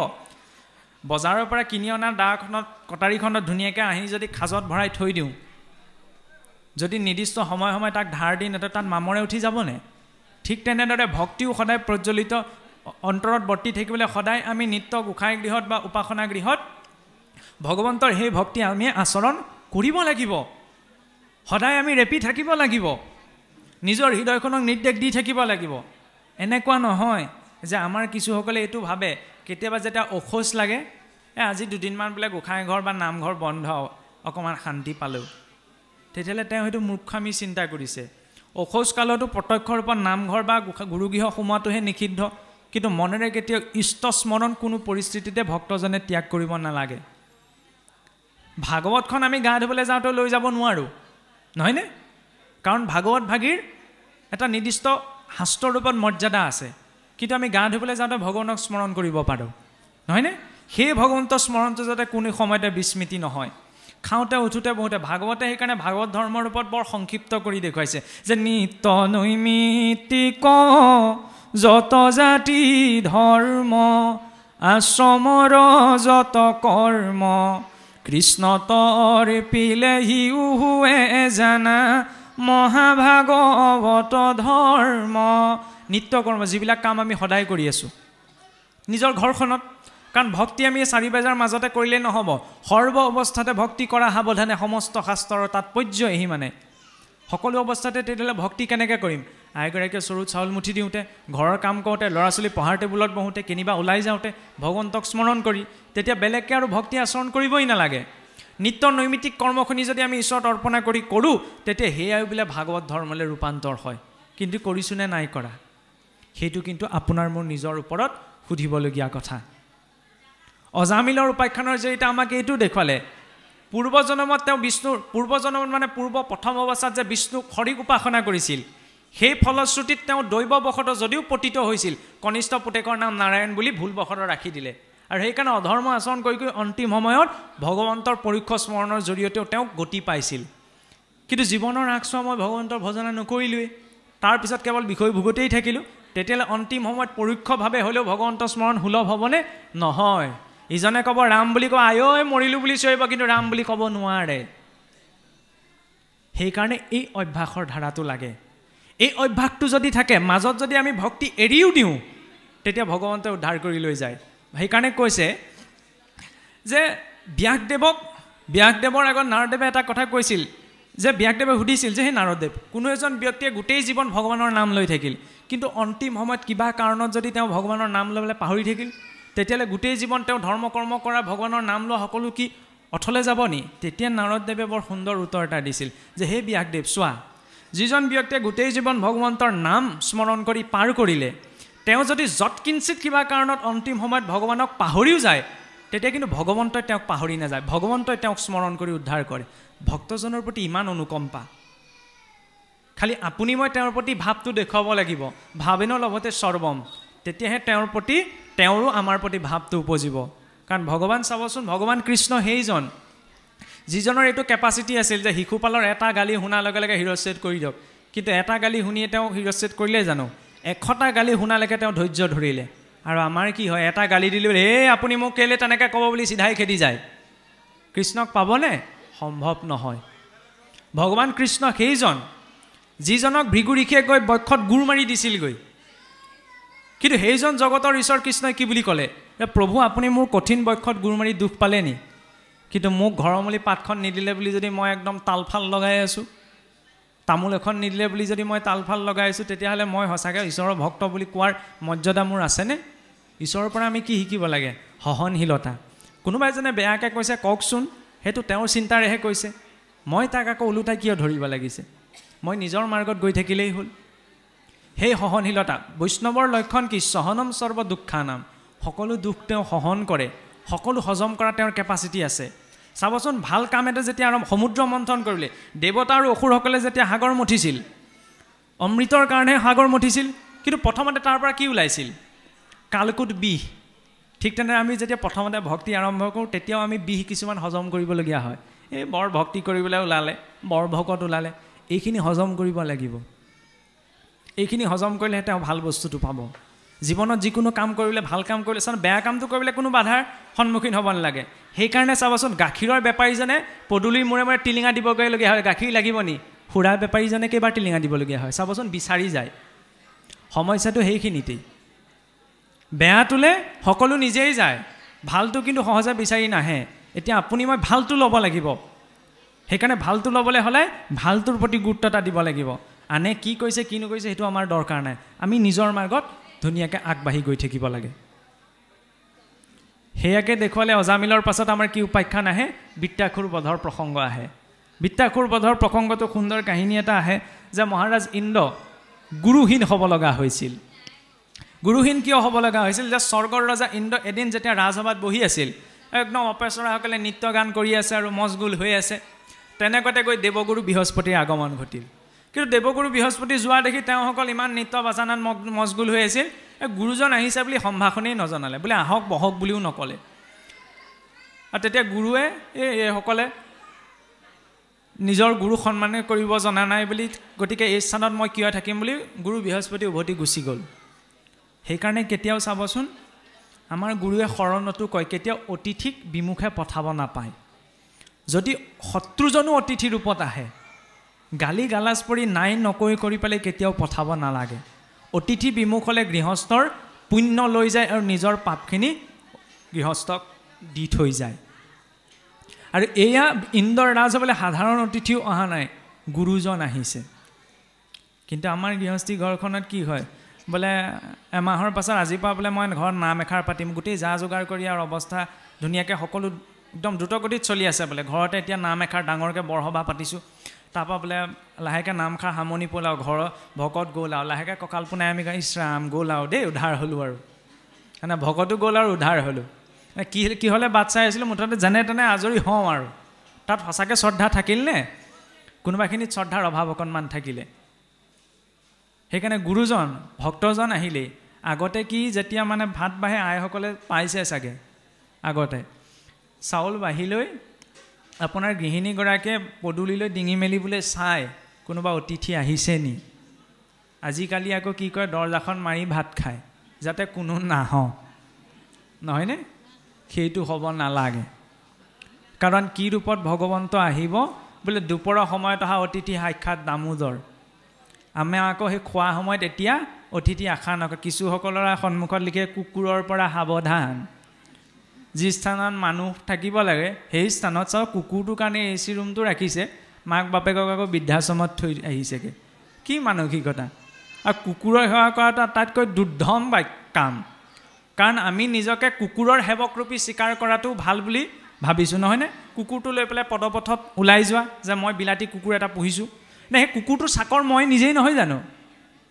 কাৰণ সিহঁতৰ বিষ্ঠা মূত্ৰ ধোৱা পখলা সকলো মই নিজেই কৰি আছোঁ। সেইটো বেয়া কথা ক'বলৈ যোৱা নাই। কোনোবাই কুকুৰ এটা পুহিছে, মেকুৰী পুহিছে, নালাগে বাঘো পোহক, তাতো আপত্তি নাই, সিংহও পোহক, তাতো আপত্তি নাই। কিন্তু অন্ততঃ এইটো চিন্তা কৰি চোৱাৰ প্ৰয়োজন, যেতিয়া কুকুৰটোৰ মই সেৱক বুলি নিজকে স্বীকাৰ কৰিবলৈ কুণ্ঠাবোধ কৰা নাই, ঈশ্বৰৰ ভকত বুলি নিজকে পৰিচয় দিবলৈ মই কিয় লাজ কৰোঁ তেতিয়াহ'লে? কাৰণ কোনোবাখিনিত মই ভাবি আছোঁ, চাওকচোন ইমানো মানসিকতা অৱনমিত হ'ব নালাগে। কুকুৰটোৰ মই সেৱক বুলি ক'বলৈ ভাল পাইছোঁ, কিন্তু আকৌ নিজকে ভকত বুলি ক'বলৈ লাজ কৰোঁ নহয় জানো? মাক দেউতাকেও নিজৰ ঘৰতে ভকত এজন কেতিয়াও নিবিচাৰে, কাষৰ ঘৰতে বিচাৰে, কিজানি ল'ৰা ছোৱালী সকাম নিকাম খাবলৈ ওলাই পৰে। সেইটো হৈছে ভুল মানসিকতা। শৰণ ভজন ল'লে বুলি যে তেওঁ সমাজত নামষাৰ গাব লাগিব, শৰাইখন সজাব লাগিব, সেইটো নহয়। সমাজে আজ্ঞা দিলে, সমাজে ক'লেহে তেওঁ সেইখিনি কৰ্ম কৰিব। কিন্তু সেই নীতি নিয়মখিনি কিয় লাগে? জীৱনটোত আগবাঢ়িবলৈ সদাচাৰখিনি।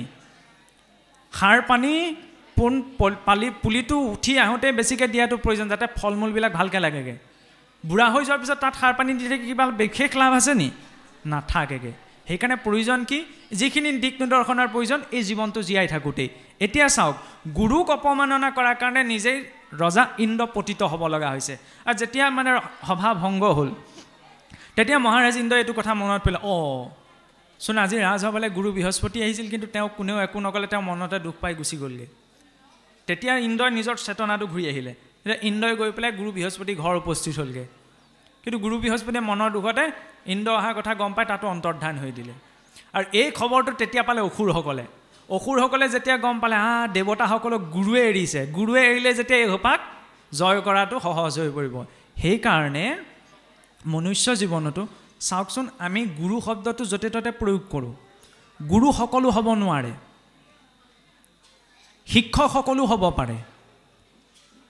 গুৰু হ'বলৈ হ'লে তেওঁ শাস্ত্ৰীয় পৰম্পৰা আৰু শাস্ত্ৰীয় মৰ্যাদাৰ ভিতৰত নিজকে ৰখাটো প্ৰয়োজন। কিন্তু যাৰ শাস্ত্ৰীয় পৰম্পৰা নাই আৰু যি শাস্ত্ৰীয় মৰ্যাদা আচৰণ কৰা নাই, শিক্ষকজন গুৰু নহ'বও পাৰে। বিশেষকৈ আজিৰ যুগত আগতে শিক্ষকজনক দেখিলে চাইকেলতে, আমি বাৰু নাই পোৱা, কিন্তু আপোনালোকে চাইকেল নামি দিছিল, নহয়নে? কিন্তু আজিকালি কি দেখা যায়, কিছুসকল এনেকুৱাওতো দেখা যায় ল'ৰা ছোৱালীৰ সৈতে একেলগে বহি KP মিলাই বোলে খাই আছে। আমি নিজে দেখিছোঁ, সেইকাৰণে খোলাকৈ কৈছোঁ।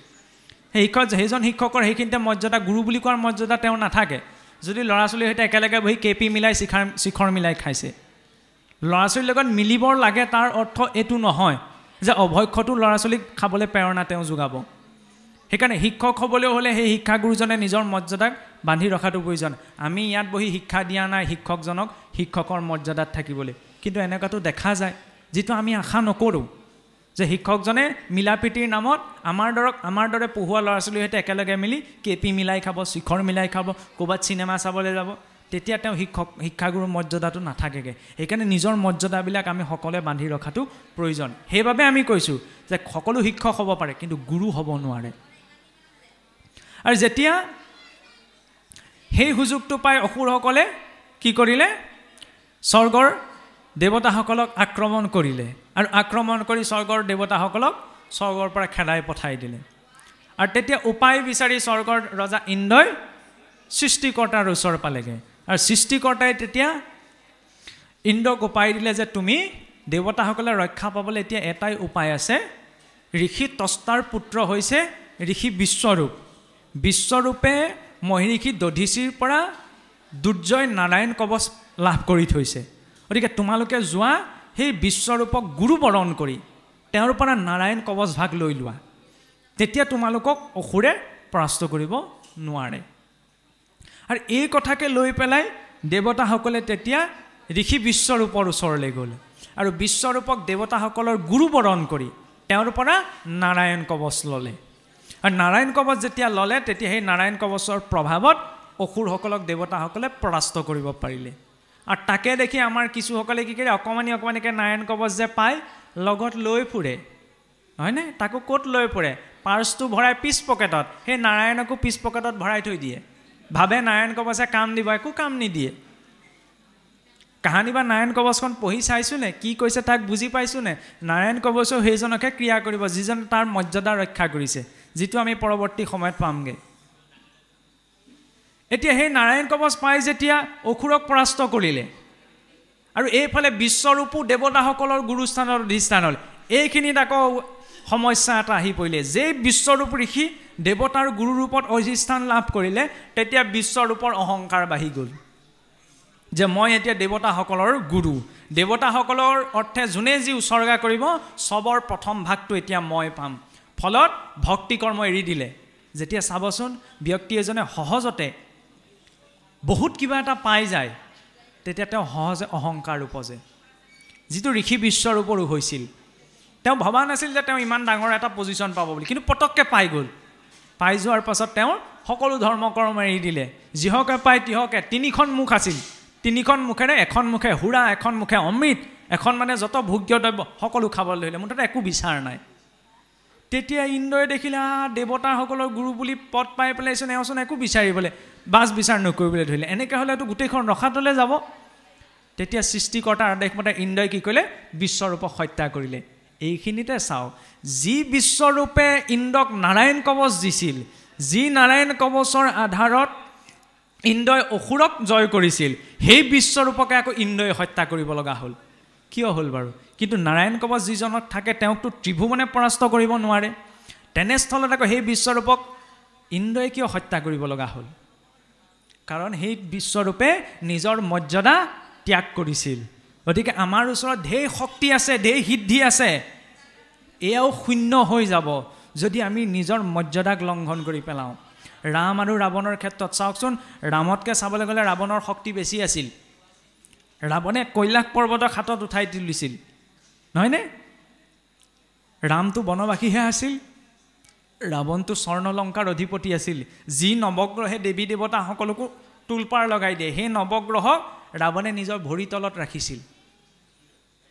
কিন্তু ৰাৱণ ৰামৰ হাতত কিয় পৰাস্ত হ'বলৈ পালে কাৰণ তেওঁ নিজৰ মৰ্যাদাক ত্যাগ কৰিছিল তেওঁৰ স্বভাৱ নষ্ট কৰি পেলাইছিল ঠিক তেনেদৰে নাৰায়ণ কৱচ পকেটত থোৱাটো বাদ দিয়ক তাবিজ বনাই কণ্ঠত পিন্ধিলেও কাম নিদিয়ে যদিহে আমি নীতি নিয়মসমূহ সদাচাৰ শৌচাচাৰখিনি ত্যাগ কৰি আছোঁ যিটো স্বয়ং বিশ্বৰূপে কৰিছিল আৰু এইখিনিতে আকৌ এটা প্ৰসংগ আহি পৰে যে ইন্দ্ৰই এতিয়া বাধ্যতাত পৰি বিশ্বৰূপ ঋষিক হত্যা কৰিব লগা হ'ল বিশ্বৰূপ ঋষি ব্ৰাহ্মণ আছিল এতিয়া যিমান যি হ'লেও ব্ৰহ্ম হত্যা মহাপাপ ইন্দ্ৰক এতিয়া ব্ৰহ্ম হত্যাৰ দুখে পালে আৰু ব্ৰহ্ম হত্যাৰ দুখে পালে ইন্দ্ৰ এতিয়া স্বৰ্গত ৰজা হৈ থাকিব নোৱাৰে তেতিয়া কি কৰিলে সেই ইন্দ্ৰই যেতিয়া প্ৰথম ব্ৰহ্ম হত্যা পাপত লিপ্ত হ'ব লগা হৈছিল তেতিয়া ইন্দ্ৰৰ ওচৰলৈ আগবাঢ়ি গ'ল প্ৰথম জল ইয়াৰ লগতে স্ত্ৰীসকল ইয়াৰ পাছতে বৃক্ষ ইয়াৰ পাছতে বসুমতী এই চাৰিজনে ইন্দ্ৰৰ ওচৰলৈ গৈ ক'লে যে মহাৰাজ আমি চাৰিওজনে আপোনাৰ এই ব্ৰহ্ম হত্যাৰ ভাগ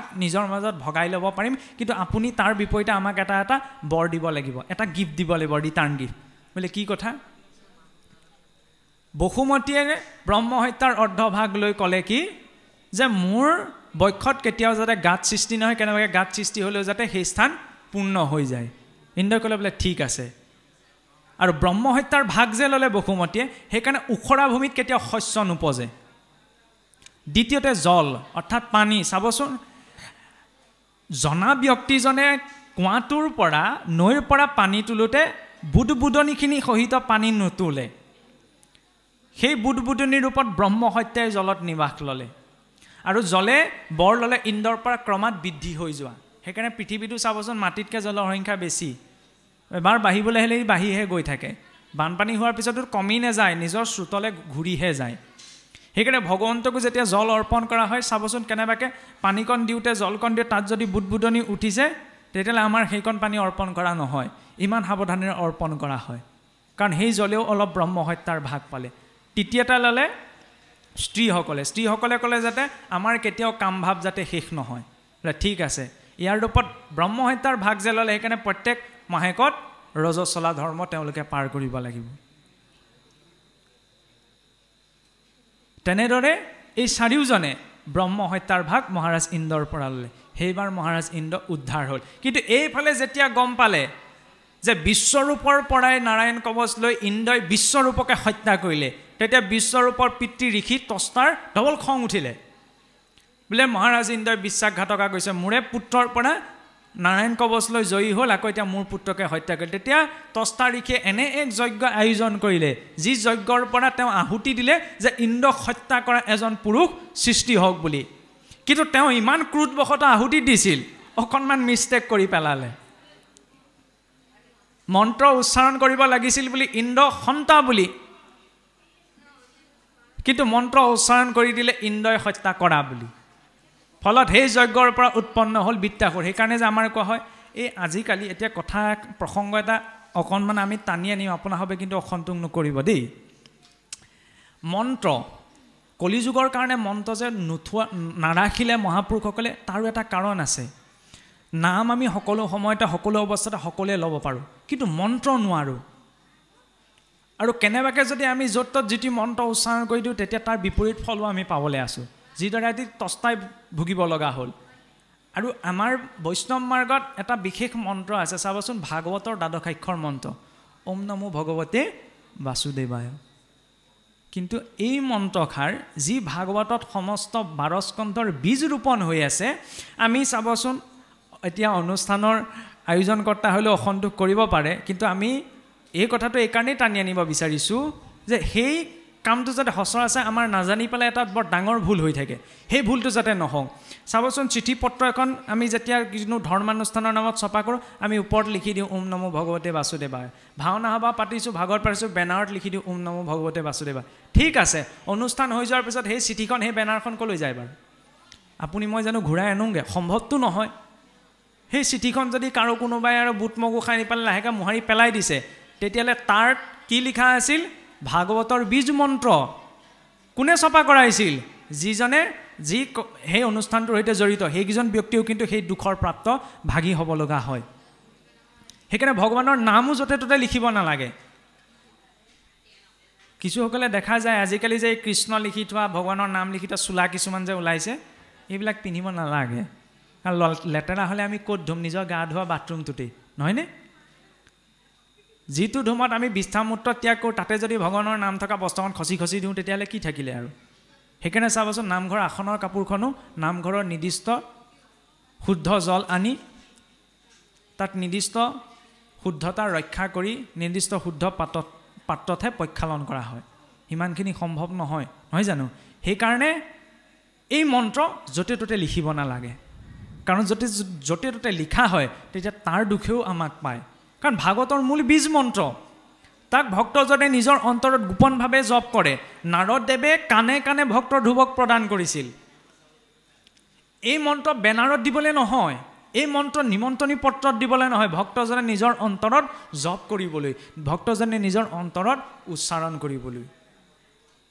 সেইকাৰণে এই কামটো হ'ব নালাগে কাৰণ অকণমান ভুল হৈ যোৱাৰ কাৰণে আজি তস্তাই কি কৰিলে সৃষ্টি কৰিব লাগিছিল ইন্দ্ৰক বধ কৰিব লগা কিন্তু সৃষ্টি কৰি পেলালে কি ইন্দ্ৰৰ হাতত মৰিব লগা হোৱা আৰু সেই যজ্ঞৰ পৰা সৃষ্টি হৈছিল বৃত্তাসুৰৰ এতিয়া বৃত্তাসুৰ ইমান প্ৰভাৱশালী হ'ল যে স্বৰ্গৰ ইন্দ্ৰ সকলো দেৱতাৰ তেজ শোষণ কৰি পেলালে ইমান শক্তিশালী ৰূপত বৃত্তাসুৰৰ জন্ম হ'ল যে দেৱতাসকলক খেদি পেলাই আকৌ স্বৰ্গৰ পৰা পঠাই দিলে তেতিয়া ইন্দ্ৰ আকৌ বিপাঙত পৰিল আকৌ বিপাঙত পৰি যেতিয়া ভগৱান নাৰায়ণক স্তুতি কৰিলে তেতিয়া নাৰায়ণে ক'লে যে বৃত্তাসুৰ ব্ৰহ্মতেজত সৃষ্টি হৈছে গতিকে বৃত্তাসুৰক বধ কৰিবলৈ হ'লে এজন শুদ্ধ ব্ৰাহ্মণৰ অস্থিৰে নিৰ্মিত অস্ত্ৰ লাগিব তেতিয়াহে সেই বৃত্তাসুৰক বধ কৰাটো সম্ভৱ হ'ব এতিয়া ভাবি চাওকচোন আমি খুজিলে 100 টকা এটাই নিদিওঁ তেনেস্থলত আকৌ হাড়ডাল কেনেকৈ দিওঁ অস্ত্ৰ বনাবলৈ তেতিয়া দেৱতাসকলেও ক'লে বোলে এনে মহাপুৰুষ আমি ক'ত বিচাৰি পাম যি নিজে মৰি পেলাই অস্থিসমূহ বৰ্জ্য নিৰ্মাণ কৰিবলৈ দিব তেতিয়া স্বয়ং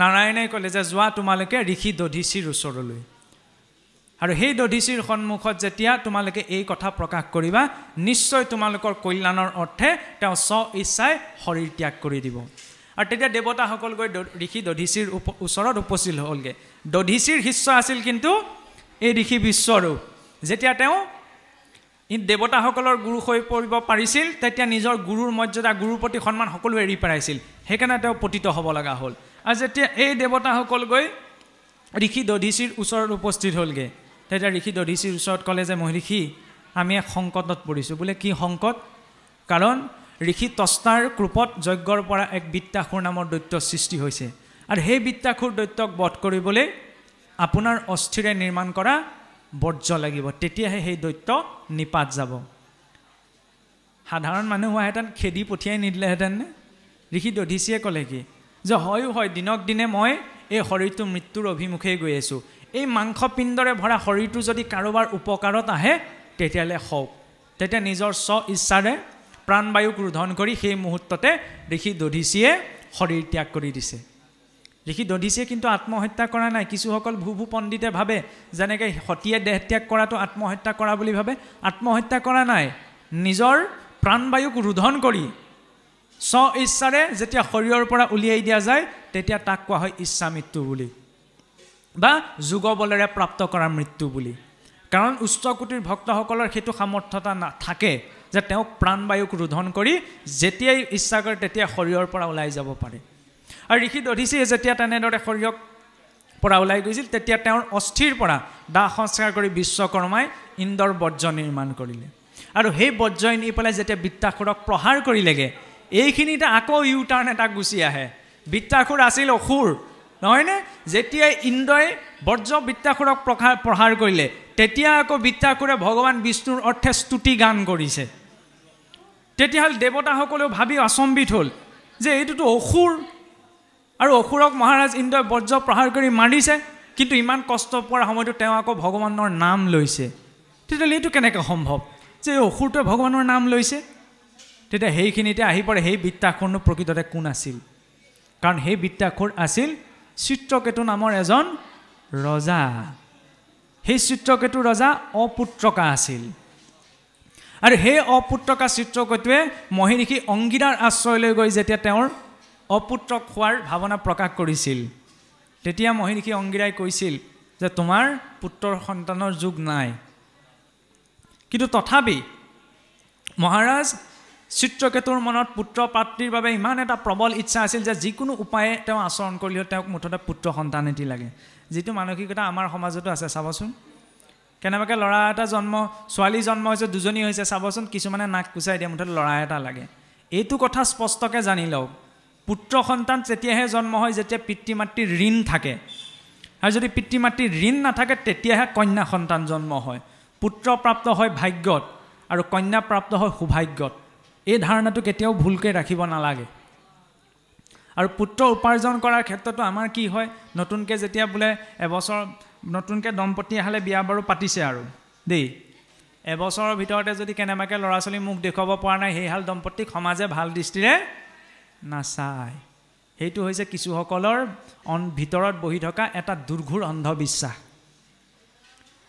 কাৰণ কিয় এবছৰৰ ভিতৰত সন্তান জন্ম দিয়াতে মনুষ্যৰ কৰ্ম নাই আৰু সন্তান বুলি ক'লেও আচলতে ভুল হ'ব সন্তাপ প্ৰদায়তে ইতি সন্তান সন্তানে সন্তাপহে দিয়ে পিতৃ মাতৃক সেইকাৰণে কি কোৱা হয় পুত্ৰ উপাৰ্জন কৰিব লাগে পুং নাম নৰকাত্ৰায়তে ইতি পুত্ৰ পুত্ৰই পিতৃ মাতৃক নৰকৰ পৰা বংশক উদ্ধাৰ কৰি লৈ যাব পাৰে যিদৰে ভক্ত প্ৰহ্লাদে পাৰিছিল সেইকাৰণে ভাগৱতে কৈছে যে নুশুনে পৰম শাস্ত্ৰ গীতা ভাগৱত কিমতে ভকতি আৰ হৈবে মাধৱত পুত্ৰেও নিস্তাৰে যদি শুনিয়াছে শাস্ত্ৰ বৈষ্ণৱ পুত্ৰক প্ৰতি বুলিয়াছে মাত্ৰ অবৈষ্ণৱ পুত্ৰ যদি উপজয় বংশত স্বৰ্গ সন্তে পিতৃকূপে লাৱে নৰকত কেনেবাকৈ অবৈষ্ণৱ পুত্ৰ যদি বংশত জন্ম হৈছে তেতিয়া স্বৰ্গলৈ গৈ থকা পিতৃকূপলে নৰকত পেলায় সেইবাবে কি কৈছে ভগৱন্তৰ কথা শুনিবলৈ কৈছে তেতিয়া বংশত বৈষ্ণৱ জন্ম হ'ব বিশিষ্টে পুণ্যহে পাই বৈষ্ণৱ পুত্ৰক এতেকে ভজিবে লাগে কৃষ্ণক মাত্ৰক সেইবাবে ভগৱন্তক ভজনা কৰিব লাগে কাৰণ চাওক পুত্ৰই তৰাই নিব পাৰে পিতৃ মাতৃক বংশ পৰিয়ালক আৰু সেই পুত্ৰ যদি বিৰূপ হৈ জন্ম গ্ৰহণ কৰে তাৰ বাবে দায়ী কিন্তু স্বয়ং পিতৃ মাতৃয়ে হয় কাৰণ জীৱৰ গৰ্ভ সংস্কাৰ পিতৃ মাতৃয়ে আচৰণ কৰে পিতৃ মাতৃৰ সেই মিলন অৱস্থাকো সহবাস কৰাকো ভাগৱতৰ দৃষ্টিৰে যজ্ঞৰ লগত তুলনা কৰা হৈছে যজ্ঞ হৈ বিষ্ণু যজ্ঞই হৈছে বিষ্ণু কেৱল ঘৃতাহুতি দিয়াটোই যজ্ঞ কৰ্ম নহয় পিতৃ মাতৃৰ সেই মিলনকো পবিত্ৰ কৰ্মৰ লগত তুলনা কৰা হৈছে যিসকলে ভুলভাৱে তাক কেৱল ভোগৰ মাধ্যম বুলি ভাবে নহয় সেই পবিত্ৰ কৰ্ম যদি পবিত্ৰ ভাৱনেৰে আচৰণ হয় তেতিয়া পবিত্ৰ ভাৱযুক্ত জীৱ আহি মাতৃ গৰ্ভত থিতাপি ল'বহি কিন্তু যদি ৰাজসিক তামসিক ভাৱ মনত লৈ সেই সৃষ্টি কৰ্ম হয় তেতিয়াহ'লে তেনেধৰণৰ গুণযুক্ত জীৱই মাতৃ গৰ্ভত আহি থিতাপি ল'বহি তাৰ পৰা ভগৱানক আমি গালি দিলে নহ'ব যে ভগৱান তোমাৰ ওচৰত 10খন শৰাই দিছিলোঁ আমুকত শৰাই দিছিলোঁ তুমি মোক এইটোহে গোটাই দিব লাগেনে বাৰু কাৰণ কোনখিনি সময়ত সেই মিলন কাৰ্য হৈছিল দিনটোত আমাৰ 8টা প্ৰহৰ থাকে নহয়নে 3 ঘণ্টাৰ মূৰৰ একোটা সময়ক প্ৰহৰ বুলি কোৱা হয় ৰাত্ৰিৰ প্ৰথম প্ৰহৰত সংযোগৰ জৰিয়তে যি সন্তান জন্ম হয় সেই সন্তান অল্পায়ু হয় দ্বিতীয় প্ৰহৰত যি সন্তান জন্ম হয় তেওঁ ৰোগীয়া হয় তৃতীয় প্ৰহৰত যি সন্তান জন্ম হয় তেওঁ উত্তম হয় চতুৰ্থ প্ৰহৰত যি সন্তান জন্ম হয় তেওঁ সৰ্বোত্তম হয় প্ৰহ্লাদৰ জন্ম যদিও অসুৰৰ বীৰ্যত হৈছিল সেই চতুৰ্থ প্ৰহৰত হৈছিল সেইকাৰণে তেওঁ ইমান ভক্তিবান হৈছিল এইখিনি কথা আমাক লাগে কিন্তু এইখিনি কথা আমাৰ সহজে চৰ্চা কৰা হয় জানো নহয় কাৰণ কলিযুগত কি হ'ল এৰি বেদ বিধি আছো ৰিবে পাপ ঘূৰ বাইকে বুলিবে ক মাত্ৰ এহি ভাৰ জামুৰ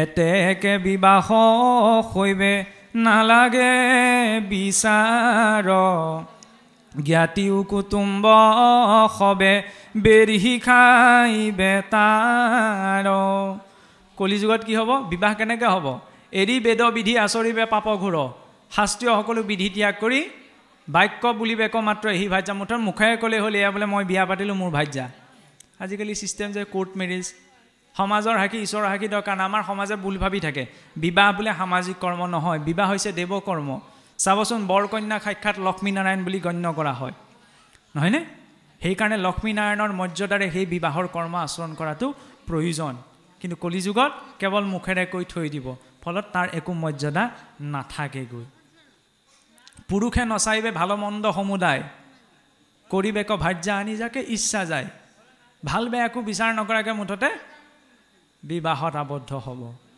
আজিতো সচৰাচৰ দেখিবলৈ পোৱা যায় নহয় জানো সেইকাৰণে গোটেই জীৱনটোৰ কাৰণে আমি আগবাঢ়িছোঁ তাক এটা সঠিক দিক নিৰ্দেশনালৈ আগবঢ়াটো প্ৰয়োজন গতিকে সেইখিনি আমি উত্তৰ প্ৰজন্মৰ হাতত তুলি দিব লাগিব তেতিয়াহে সংসাৰখন সুন্দৰ হ'ব কিন্তু যদি কেৱল বিয়াখন পাতিছোঁ বোলে ফটোৰ কাৰণে বোলে মই 15,000 টকা খৰচ কৰিছোঁ সেইটো কথা মিতিৰ কাম কুটুমৰ আগত বুকু ফিন্দাই প্ৰকাশ কৰিছোঁ কিন্তু বিবাহৰ সংস্কাৰকণত কিমানকণ গুৰুত্ব দিলোঁ কেনেবাকৈ যদি হোম পুৰি কৰিছে তেতিয়াহ'লে সেইকণ সময়ত প্ৰকৃততে ধৈৰ্যকণ কিমান সেই বোলে দেও সোনকাল কৰিব দেই ৰীল কাটক কেনেবাকৈ যদি বিধিও পাঠ কৰিছে সেইকণৰ ৰাস্তানে মুঠতে সোনকালে কৰি পেলাই আজৰি হ'ব লাগে গোটেই জীৱনটোৰ কাৰণে আগবাঢ়িছে সেইকণ সময় অন্তত কথাকেইটা বুজি পেলাই ধৈৰ্য সহকাৰে আগবঢ়াটো প্ৰয়োজন কিন্তু তাত গুৰুত্বতা নাথাকে জ্ঞাতিও কুটুম্বভাৱে বেহি খাই বেতাৰ কলিযুগত বিবাহৰ নামত জ্ঞাতি কুটুম্বভাৱে বেহি খোৱাৰ বাহিৰে বোলে একো ব্যৱস্থা নাথাকেগৈ সেইকাৰণে আমি অন্তত এইটো সতৰ্ক হোৱাটো প্ৰয়োজন যে আমি যিখিনি জীৱনৰ কৰ্ম সংস্কাৰ আচৰণ কৰিছোঁ তাত একোটা শাস্ত্ৰীয় মৰ্যাদা আছে। কক্ষীপুৰৰ নিচিনা অসুৰৰ বীৰ্যটো প্ৰহ্লাদৰ দৰে সন্তান কেনেকৈ সৃষ্টি হ'বলৈ পালে? কাৰণ যিদিনা কক্ষীপু ব্ৰহ্মাদেৱক আৰাধনা কৰিবলৈ ওলাই গৈছিল, সেইদিনা বাট পথতে কি হ'লে, এটা পক্ষীৰ নামত, শুক পক্ষীৰ মুখত নাৰায়ণ নামটো শুনিলে। তেতিয়া কক্ষীপুৱে ভাবিলে নাৰায়ণটো মোৰ শত্ৰু হয়, গতিকে শত্ৰুৰ নাম শুনিলে মোৰ যাত্ৰা সিদ্ধি নহ'ব, সেইকাৰণে উভতি গুচি আহিলে। তাৰপৰা কায়াধুৱে তেতিয়া সুধিলে যে স্বামী আপুনি কিয় উভতি আহিলে? তেতিয়া কক্ষীপুৱে ক'লে যে এই শত্ৰুৰ নাম শুনিলোঁ, এইটোৰ নাম শুনিলে মোৰ যাত্ৰা সিদ্ধি নহ'ব, সেইকাৰণে মই উভতি আহিলোঁ। তেতিয়া কায়াধুৱে সুধিলে যে আপুনি কি বুলি শুনিলেনো? তেতিয়া নাক মুখ কুচাই কক্ষীপুৱে ক'লে বোলে নাৰায়ণ বুলি শুনিলোঁ। জীৱনত প্ৰথম সেইদিনাই চাগে কক্ষীপুৱে ভগৱানৰ নাম পৰোক্ষভাৱে উচ্চাৰণ কৰিছে। আৰু তেতিয়া সেইগৰাকী মাতৃৰ চিন্তা চাওক, কায়াধু মাতৃয়ে ভাবিছে যে স্বামীয়ে পৰোক্ষভাৱে হ'লেও আজিয়ে যেতিয়া ভগৱন্তক স্মৰণ কৰিছে, মই আজিয়ে সন্তানৰ বাবে প্ৰস্তুত হওঁ। আৰু তেতিয়া বাৰে বাৰে কক্ষীপুৰক কি বুলি শুনিলেনো, কি বুলি শুনিলে ভগৱানৰ নাম স্মৰণ কৰে। চতুৰ্থ পহৰত কক্ষীপুৰৰ বীৰ্য কায়াধু মাতৃৰ গৰ্ভত স্থাপন হৈছে। ফলত শুদ্ধ হাতী গুণযুক্ত জীৱ এতিয়া আহি তেওঁৰ গৰ্ভত থিতাপি লৈছেহি। কিন্তু সিমানতো শেষ হোৱা নাই। কায়াধু মাতৃৰ পালন পোষণ ক'ত হৈছিল? আমি সকলোৱে জানো, নাৰদদেৱৰ আশ্ৰমত। নাৰদদেৱৰ আশ্ৰমত সদায় খাওঁতে উঠোঁতে বহুতে হৰি কথা শুনোতে শুনোতে গৰ্ভস্থ সন্তানটিকো সেইখিনি কথাই প্ৰভাৱ পেলাইছিল। আজি বৈজ্ঞানিকভাৱে এই কথা প্ৰমাণিত হৈ গৈছে যে গৰ্ভপালন সময়ত মাতৃগৰাকীয়ে যেনেধৰণৰ আহাৰ খাব, যেনেধৰণৰ বাক্য ক'ব, যেনেধৰণৰ আচৰণ কৰিব, তাৰ 85% প্ৰভাৱ গৰ্ভস্থ সন্তানটিৰ ওপৰত পৰে। ছফ্টৱেৰটো ডিজাইন গৰ্ভতে হৈ আহে, কামতহে পাছত আহে। পাছত ভগৱানক দুখী লাভ নাই, এইটো অসুৰ গোটাই দিলে বুলি। কাৰণ সেইখিনি সময়ত মাতৃগৰাকীয়ে যদি বেছি ৰাজসিক তামসিক দ্ৰব্য গ্ৰহণ কৰিছে, জ্বলা টেঙা তিতা মৎস্য মাংস খাই আছে, তেতিয়া সন্তানটিও সেই তামসিক গুণযুক্তই হ'ব। ফলত তেওঁৰ আগত 12 স্কন্ধ ভাগৱত গাই দিলেও তেওঁ একো নোসোমায়। কাৰণ সেই ৰাজসিক তামসিক গুণ প্ৰাধান্যতা লাভ কৰিয়ে তেওঁ জন্ম গ্ৰহণ কৰিছে। সেইকাৰণে আমাৰ মনুষ্য জীৱনৰ প্ৰথমটি সংস্কাৰ কি কোৱা হয়? গৰ্ভ সংস্কাৰ। আৰু এইখিনি কথা ভাগৱতত আছে। আৰু এই ভাগৱতৰ এইখিনি কথা বিজ্ঞানেও যেতিয়া প্ৰমাণ কৰিছে, উত্তৰ প্ৰজন্মৰ হাতত আমি এইখিনি তুলি দিয়াটো প্ৰয়োজন। তেতিয়া কেতিয়াও আমাৰ সন্তানসমূহ, উঠি অহা প্ৰজন্ম কেতিয়াও বেয়া নহয়। আমি যদি গৰ্ভ সংস্কাৰ সতৰ্কতাৰে কৰাৰ ক্ষেত্ৰত সজাগ হৈ প্ৰতিজন মানুহ গৃহস্থী আশ্ৰমখনত প্ৰৱেশ কৰে। এইখিনি কথা এইকাৰণে আমি টানি আনিলোঁ, কাৰণ এইখিনি কথা প্ৰয়োজনীয়। ভাল দেখিলে বিয়া পাতিলে ল'ৰা ছোৱালী জন্ম হ'ল, এয়াই পৰ্যাপ্ত নহয়। তাৰ কিছুমান ব্যৱস্থা আছে। আমি যেনেধৰণৰ ভাৱ থাকে তেনেধৰণৰ সংস্কাৰীযুক্ত সন্তান লাভ কৰোঁ। গতিকে আমাৰ ভাৱসমূহ শুদ্ধভাৱে আচৰণ কৰাটো প্ৰয়োজন। আনকি মাতৃগৰাকীয়ে যেনেধৰণৰ অন্নমুঠি প্ৰাক কৰিছে, সেই অন্নমুঠিও সন্তানটিত বা মানুহৰ মনক প্ৰভাৱিত কৰে। আইসকলে ঘৰত পৰীক্ষা কৰি চাবগৈ পাৰে। সিজোৱা চাউল দুমুঠি দুটা চিচাৰ বৈয়ামত দুমুঠি থৈ দিয়ক। এটা বৈয়ামত থোৱা চাউলকেইটাৰ সন্মুখত আপুনি ভাল কথা দুটামান কওক, ঘোষা এফাকি গাই দিয়ক। আৰু আনকেইটা চাউলৰ আগত আপুনি বেমাৰ আজাৰ দুটামানৰ নাম কৈ দিয়ক। তাৰপৰা হাঁফনি মাৰি লাহেকৈ থৈ দিয়ক। তেনেদৰে 4 দিনমান সেই একেটা প্ৰচেছকে আকৌ ৰিপিট কৰি চাওক। তাৰপিছত দেখিব যে যিকেইটা চাউলৰ আগত আপুনি ভাল কথা কৈছিল, সেইকেইটা চাউল তেনেকৈয়ে থাকিব। আৰু যিকেইটা চাউলৰ আগত আমি বেয়া কথা কৈছিলোঁ, সেইকেইটাত ভেঁকুৰ উঠি যাব। অন্নৰ ইমান এটা প্ৰকৃতি আছে। আৰু সেই অন্নমুঠি পাক কৰোঁতে যদি অগ্ৰম বগ্ৰং ঢেৰ যি টি কথা কৈ পাক কৰে, তেতিয়া সেইখিনিকে খোৱা হয়। আৰু গ্ৰহণকৰ্তাজনেও ঈশ্বৰৰ প্ৰতি ধন্যবাদ জনাই শান্ত মগজুৰে অন্নমুঠি গ্ৰহণ কৰিব লাগে। নহ'লে আমাৰতো বৈষ্ণৱ ভোজতো দেখা যায় গোটেই ৰাজনীতিৰ মেলখন তাতেই ওলায়। সেইটো কেতিয়াও হ'ব নালাগে। অন্ন গ্ৰহণ কৰে, ভোজন আৰু ভজন সদায় নীৰৱে কৰিব লাগে, কোনো উচ্চাৰণ নকৰাকৈ, কোনো কথা নপতাকৈ। এনেও কথা পাতিলে আমি চৰচৰনিকে লেখা, আমি কওঁ কোনোবাই মোৰ কথা কৈছে, কোনেও নাই কোৱা। খাওঁতে কথা পাতোঁতে পাতোঁতে অন্নৰ কোনোবা এটা দানা চাহ নলীডালত সোমাই গ'লে আমি চৰচৰনি খাওঁ। সেইকাৰণে সেই অন্নক ব্ৰহ্ম বুলি কোৱা হৈছে, কাৰণ সেই অন্ন ব্ৰহ্মই জীৱ ব্ৰহ্ম শৰীৰত ধৰি ৰাখিছে। আৰু সেই অন্ন ব্ৰহ্ম গ্ৰহণ কৰোঁতে কেতিয়াও থিয় হৈ খাব নালাগে। আজিকালি যে ছিষ্টেম এটা ওলাইছে, বুফে ছিষ্টেম বোলে থিয় হৈ খায়। কুকুৰ মেকুৰী ছাগলীয়ে থিয় হৈ খায়, মানুহে নাখায়। চকীখনত বহি হ'লেও খোৱাৰ ব্যৱস্থাটো লাগে। আধুনিকতাৰ নামত কিছুমান অপসংস্কৃতি আমি আয়োজন কৰিব নালাগে। আমি মাংগলিক কৰ্ম এটা আৰম্ভণি কৰোঁ চাকি গছ জ্বলাই লৈ। ল'ৰা ছোৱালীৰ বাৰ্থডে বহুতে কেনেকৈ পাতে, মমডাল নিজে জ্বলাই নিজে ফু মাৰি নুমুৱাই দিয়ে। সেইটো কি অৰ্থ আছে? আমি চেষ্টা কৰোঁ জীৱনটোত নিজৰ নামটো থৈ যাবলৈ। মাক বাপেকে ল'ৰা ছোৱালীৰ নাম লিখি কেকটো বনাই আনিব, আকৌ ল'ৰা ছোৱালী হয়তো সেইটো কটাই কটাই খুৱাব। তাত কি আদৰ্শ আছে? ঠিক আছে, কেকটো খাওক, কেকটো কাটক, তাত আমি আপত্তি জনাবলৈ যোৱা নাই। কিন্তু তাত অন্ততঃ ল'ৰা ছোৱালীৰ নামটো নিলিখিবচোন, মমডাল নজ্বলাবচোন। তাত চাকি গছ জ্বলাই কামটো শুভ কাম কৰ্মকণ আচৰণ কৰকচোন।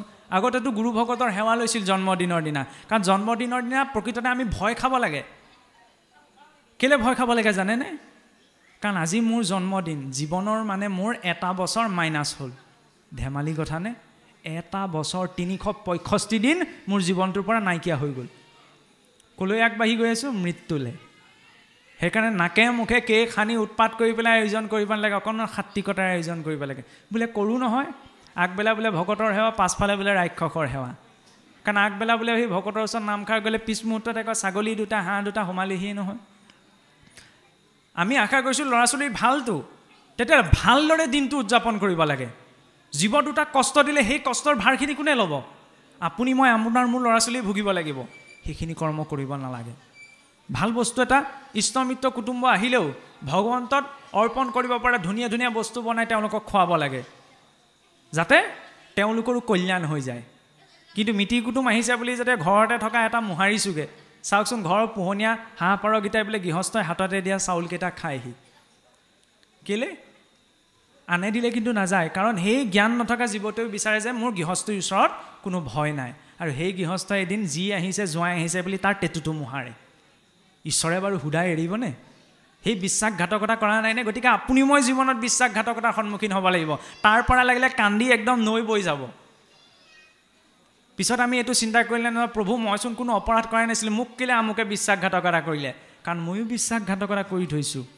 সেই জীৱটোৱে মোৰ হাততে চাউল খালেহি, আৰু সেই জীৱটোক মই ৰান্ধি পেলাই খালোঁ। তেতিয়া মোকো ৰান্ধি খোৱাৰ নিচিনা অৱস্থা মোৰ জীৱনলৈ আহিব। জমৰ যাতনা কোনখিনি? এইখিনিতে সকলো ভুগি যাব লাগিব। সেইকাৰণে আমি সতৰ্ক হোৱাটো প্ৰয়োজন। আগৰ দিনত ফটা কাপোৰ যিজনৰ নাই তেওঁহে পিন্ধিছিল। আজিকালি কিছুসকল দেখা যায় যিজনৰ বেছিকৈ টকা পইচা আছে তেওঁহে ফটা কাপোৰ পিন্ধে। বোলে কেনেকৈ এইডোখৰত ফটা সেইডোখৰত ফটা, তাতকৈ নিপিন্ধাই ভাল। সঁচা অৰ্থত কৈছোঁ। আধুনিকতাৰ নামত সেইখিনি অপসংস্কৃতি আমাক নালাগে। বিদেশীসকলক সঁচাকৈ যদি আমি অনুকৰণ কৰিব বিচাৰিছোঁ, কোনখিনিত অনুকৰণ কৰিব লাগে? আজি চাওকচোন, বিজ্ঞানৰ ক্ষেত্ৰখনতে ইমান শ্ৰেষ্ঠ বিজ্ঞানী হৈ গ'ল। সেই সকলো বিজ্ঞানীয়ে পদাৰ্থ বিজ্ঞানৰ ক্ষেত্ৰত নীলছ বৰ, পৰমাণু বিজ্ঞানৰ ক্ষেত্ৰত অপেনহাইমাৰ, কোৱাণ্টাম পদাৰ্থবিদৰ ভিতৰত মেক্স প্লাংক, তেওঁলোকেও নিজৰ জীৱনৰ যেতিয়া পদাৰ্থ বিজ্ঞানৰ থিয়ৰী দিছিল তেতিয়া তেওঁলোকৰ উক্তিত কৈছিল যে আমি এই প্ৰেৰণাখিনি বেদান্তৰ পৰা পাইছিলোঁ, গীতাৰ পৰা পাইছিলোঁ, আৰু আমি গীতাখন মৰাশাকনত পঢ়িবলৈ থৈ দিছোঁ। তেতিয়াহ'লে কাম দিবনে? গাড়ী আটাইতকৈ এটা দামী কোম্পানী হৈছে ফৰ্ড কোম্পানীটো। ফৰ্ড কোম্পানীৰ গাড়ীবিলাক, তেওঁৰ মালিক হৈছে আলফ্ৰেড ফৰ্ড, বিশ্বৰ এটা নামী দামী কোম্পানী। তেওঁ নিজৰ কোটিটকীয়া সম্পত্তি ত্যাগ কৰি এতিয়া ভাৰতত বাস কৰিবলৈ লৈছে গীতাৰ জ্ঞান প্ৰচাৰ আৰু প্ৰসাৰৰ অৰ্থে। কিন্তু আপুনি মই গীতাৰ জ্ঞান, বিশ্বব্ৰহ্মাণ্ডৰ আটাইতকৈ শ্ৰেষ্ঠ জ্ঞান নিজৰ জন্মগত অধিকাৰ ৰূপত পাইছোঁ। কিন্তু আমি অনুকৰণ ক'ত কৰিছোঁগৈ? সেই ফটা কাপোৰ পিন্ধাত, থিয় হৈ খোৱাত। ল'ৰা ছোৱালী বোলে ডাঙৰ চাকৰি কৰে, বছৰেকৰ বিহু দিনা আহিছে, বোলে ঘৰত ভাত মুঠি খাবনে? বোলে নাখায়, লগৰকেইটাহঁতে বোলে আমুকত পাৰ্টি কৰিবগৈ। সেইটো দিনলৈ মাক বাপেকে বাট চাই আছিলে নি? আধুনিকতা কোনখিনিত আয়ত্ব কৰিব লাগে? আজি সেই শ্ৰেষ্ঠ নামী দামী লোকসকলেও কি অনুকৰণ কৰিছে? ঈশ্বৰৰ ভক্তি মাৰ্গক। সেইসকল আমি ল'ব লাগে। ধ্বংসমুখী পৰম্পৰা আমাক নালাগে। ধ্বংসমুখী পৰম্পৰা লোৱাৰ কাৰণে আজি তস্তা ঋষিও পস্তাবলগীয়া হ'ল। তেওঁ যদিও ব্ৰাহ্মণ আছিল, প্ৰতিশোধৰ ভাৱনা লৈ পেলাই সেই যজ্ঞ কৰ্ম কৰিছিল, সেইকাৰণে তেওঁৰ মন্ত্ৰই ভুল হৈ গ'ল। আৰু এইফালে বৃত্তাসুৰ পূৰ্বজন্মত কি আছিল? চিত্ৰকেতুৱে যেতিয়া ঋষি অংগীৰাৰ উপদেশ অনুসৰি বাৰে বাৰে কোৱাৰ পিছত ঋষি অংগীৰাই তপোবলেৰে এটা পৰমান্নৰ পাত্ৰ চিত্ৰকেতুক প্ৰদান কৰিলে আৰু ক'লে যে তোমাৰ পত্নীক এই পাত্ৰ এই দ্ৰব্য গ্ৰহণ কৰিবলৈ দিয়াকৈ তেতিয়া তেওঁ নিশ্চয় গৰ্ভ ধাৰণ কৰিব পাৰিব। আৰু তেতিয়া চিত্ৰকেতুৱে আহি পেলাই কৃতদ্যুতি নামৰ এগৰাকী পত্নী আছিল, তেওঁক সেই অন্নৰ পাত্ৰ দিলেহি আৰু তেওঁ গৰ্ভ পালনো কৰিলে আৰু তাৰ এটি সন্তানো জন্ম হ'ল। আৰু তেনেদৰে তেওঁ আনন্দৰ মনেৰে দিনবিলাক পাৰ কৰিবলৈ ধৰিলে। আৰু ঈশ্বৰ ভক্তি কৰি থাকোঁতে কি হ'ল? চিত্ৰকেতুৰ পাছত তেওঁ বিদ্যাধৰৰ শৰীৰ লাভ কৰিলে। বিদ্যাধৰৰ শৰীৰ লাভ কৰোঁতে কি হৈছিল? এদিন তেওঁ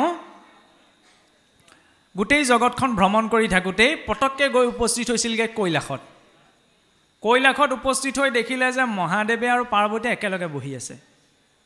তেতিয়া চিত্ৰকেতুৱে ভাবিলে কি, এই যিজন মহাদেৱক গোটেই ত্ৰিভুৱনৰ দেৱী দেৱতাই সুৰাসুৰ নাগগণে জগতৰ গুৰু বুলি বন্দনা কৰে, দেৱাদিদেৱ বুলি কয়, এইজন মহাদেৱচোন নাৰীৰ সংগত বহি আছে। মহাদেৱক খুব নিন্দা কৰিলে। আৰু তেতিয়া সেই নিন্দাখিনি দি মহাদেৱে কিন্তু হজম কৰি থাকিলে। কিন্তু ওচৰতে বহি আছিল পাৰ্বতী আয়ে ক'লে, এওঁ ভগৱানৰ নাম লৈছে হয়, কিন্তু এওঁচোন হৰিভক্তৰ একো লক্ষণেই নাই। কাৰণ একো বাছ বিচাৰ নকৰাকৈ নিজৰ স্বামীৰ কাষতে পত্নী বহি থকা দেখে তেওঁক ইমান ভৎসনা কৰিছে। তেতিয়ালৈ যোৱা বোলে তুমি যদিও হৰিভক্তি আচৰণ কৰিছা, তোমাৰ কিন্তু প্ৰকাশভংগী হৈছে অসুৰৰ, তুমি অসুৰ কুলত জন্ম হোৱাকৈ যোৱা। দিলে দুৰ্গাই হাপ। আৰু সেই চিত্ৰকেতুৱে আহি এই তস্তাৰ যজ্ঞত বিদ্যাসুৰ ৰূপত জন্ম লাভ কৰিব লগা হ'লে। সেইকাৰণে ভক্তজনে ভক্তি মাৰ্গত বহুত আগবাঢ়ি গ'লেও কেতিয়াও কাকো নিন্দা কৰিব নালাগে। কাৰণ নিন্দা কৰিলে কি হয়, এনেকুৱা কেতিয়াও ভাবিব নালাগে মই নাম লৈছোঁ, কোনোবা এজন যেনিবা সুৰা পান কৰি পেলাই তাতে পৰি আছে, এইটো কেতিয়াও ভাবিব নালাগে এইটো অধম জীৱ, মহাপাপী জীৱ।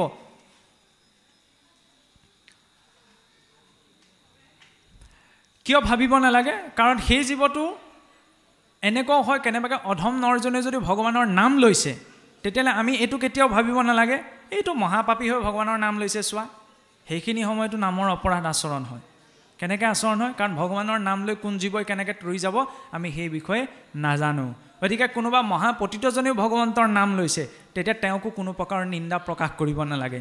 ইয়াততো স্বয়ং মহাদেৱক সন্মুখত ৰাখি দেখুৱাই দিছে। আৰু সেই মহাদেৱৰ পৰা আমাৰ বহুখিনি শিকিব লগা আছে। মহাদেৱ বোলে ভগৱান বিষ্ণুৰ প্ৰথমজন বৈষ্ণৱ, শ্ৰেষ্ঠ বৈষ্ণৱা নাম যথাশম্ভু। বৈষ্ণৱসকলৰ ভিতৰত মহাদেৱেই হৈছে প্ৰধান। আৰু সেই বৈষ্ণৱজনৰ লক্ষণটো কি চাওকচোন। মহাদেৱৰ পৰিয়ালটোলৈ যদি আমি চাওঁ, ডিঙিত আছে কি? সাপ। নিজৰ বাহন কি? গৰু, নন্দী, সাধাৰণ অৰ্থত গৰু। আৰু নিজৰ পত্নীৰ বাহন কি? সিংহ। পুতেকৰ বাহন কি? নিগনি। সাপ আৰু নিগনি, সিংহ আৰু গৰু, কিবা মিল আছে জানো? কিন্তু মিলটোতো নাই। কিন্তু সদায় একেটা পৰিয়ালতে থাকে। বৈষ্ণৱৰ পৰিয়ালৰ শক্তি হৈছে সেইটো। বিপৰীত গুণযুক্ত জীৱ শান্তভাৱত একে স্থানত থাকিব পাৰিব। ঠিক তেনেদৰে ভক্তি সমাজ বুলি ক'লেও তেওঁ সংঘৰ, তেওঁ ভাগৱতী সমাজৰ, তেওঁ বামুণীয়া, তেওঁ মাহেকীয়া, তেওঁ কাল সংগতিৰ, তেওঁ ব্ৰহ্ম সংগতিৰ, তেওঁ নিকা সংগতিৰ, এই ভেদ দৃষ্টিসমূহ লৈ আমি নামঘৰলৈ আহিলে কিন্তু নহ'ব। আমি ইয়ালৈ আহিছোঁ কি? ভকত হৈ বা ভক্ত হৈ। পদুম ফুল পাহৰ যেতিয়া পাহিকেইটা একেলগে থাকে তেতিয়াহে দেখিবলৈ ভাল লাগে। পাহবিলাক এৰুৱাই দিলে কিন্তু দেখিবলৈ ভাল নালাগে। ঠিক তেনেদৰে সমাজ বুলিলে সকলো এক হৈ থাকিব লাগিব। সৰু সৰু কথাত লাগি এওঁ আমুক খেলৰ তেওঁক ৰামুক খেলৰ, তেতিয়া তাত ভক্তি থকাটো সম্ভৱ নহয়। সেইকাৰণে বৈষ্ণৱজনৰ প্ৰধান আচৰণীয় কৰ্ম কি? মহাপুৰুষে সেইবাবে ভাগৱত ধৰ্মত মাত্ৰ 3টা শাৰীত বান্ধি থৈ গ'ল যে পৰৰ ধৰ্মক নিহিংসিবা কদাচিত, শুইবা শান্ত চিত্ত সৰ্বধৰ্মত বৎসল, কৰিবা ভূতকদায়া সকৰুণ চিত্ত, এহি ভাগৱত ধৰ্ম জানা মহাবল। কেতিয়াও পৰধৰ্ম বুলি কাকো নিন্দা নকৰিবা, বৰং আনৰ পৰা কি শিকিব লাগে এই ভাৱনাটো মনত ৰাখিবা। শুইবা শান্তচিত্ত সৰ্বধৰ্মত বৎসল, সকলো ধৰ্মৰ প্ৰতি সদ্ভাৱনা ৰাখি কি আমি শিকিব পাৰোঁ সেই জিজ্ঞাসাটো ভক্তজনৰ মনত লাগে। কৰিবা ভূতকদয়া সকৰুণ চিত্ত, এই আপোনাৰ মোৰ আশে পাশে থকা জীৱসকলৰ সমস্ত জীৱৰ প্ৰতি দয়াৰ ভাৱটো লাগে। আৰু মুখেৰে কৈ দয়া, কিন্তু কেৰাহীত যদি তাকে আমি সিজাই খাওঁহি, তেতিয়াহ'লে কিন্তু তেওঁ ভাগৱত ধৰ্ম আচৰণ কৰাত নিজকে ৰাখিব নোৱাৰে। এই 3টা কথা যদি জীৱনত আমি মানি চলোঁ, তেতিয়া বেলেগকৈ আৰু ভাগৱত ধৰ্ম আচৰণ কৰিবলৈ নাথাকেগৈ। আৰু আপুনি মই বহুত সৌভাগ্যৱান, 84 লাখ যোনি অতিক্ৰম কৰি মানুহ হৈ জন্ম পালোঁ। মানুহ হৈ জন্ম হোৱাৰ পাছতো যে এই সন্তৰ সংগকণ পাইছোঁ, ঈশ্বৰ ভক্তি কৰিবলৈ আমি অকণমান এটা পথ পাইছোঁ। কাৰণ বহু জীৱ সংসাৰখনত আছে, সকলো জীৱই কিন্তু এইকণ সুযোগ পোৱা নাই। সেইবাবে মহাপুৰুষে এটি ভকতীয়া ফকৰাত লিখি থৈ গৈছে যে বৈকুণ্ঠৰ পৰা আহোঁ একেলগে, বাটত হেৰাল লগ, সত্যত এটা দাপৰত বিচাৰি কলিত পাইছোঁ লগ। আদিতে বৈকুণ্ঠৰ পৰা সকলো জীৱ একেলগেই আহিছিল, কিন্তু সকলোৰে কৰ্মবিলাক বেলেগ বেলেগ হ'ল, সেইকাৰণে গতিবিলাকো বেলেগ বেলেগ হ'ল। সত্যত এটা দাপৰত এতিয়া বিচাৰি থাকিলোঁ, কিন্তু লগ নাপালোঁ, এতিয়া কলিত পাইছোঁ লগ। কি ৰূপত? এই ভক্তৰ সংগ ৰূপত। গতিকে ইয়াক অথলে যাবলৈ দিব নালাগে। আৰু তাৰ বাবে এতিয়া এটা কথা ঠিক যে সকলো কথা আমি মনত ৰখা সম্ভৱ নহয়, সকলোৱে সকলো কথা আচৰণ কৰা সম্ভৱ নহয়। ইয়াৰ পৰা উভতি যোৱাৰ সময়ত আমি প্ৰত্যেকেই মাত্ৰ 3টা কথা মনত ধৰি ৰাখি যাব লাগে যে ঈশ্বৰে ভাল কথা কয়, বেয়া কথা নকয়। গতিকে ময়ো আজিৰ পৰা বেয়া মাত নামাতো, ভাল মাথে মাতিম কোনো কাৰণত। কাৰণ আমি কুকুৰক খাবলৈ দিয়া থালখনত মানুহক খাবলৈ দিব নোৱাৰোঁ। ঠিক তেনেদৰে এইখন মুখেৰে যদি মই বেয়া মাত মাতিছোঁ, এইখন মুখেৰে নাম ল'লে ভগৱন্তই গ্ৰহণ কৰিবনে? নকৰে।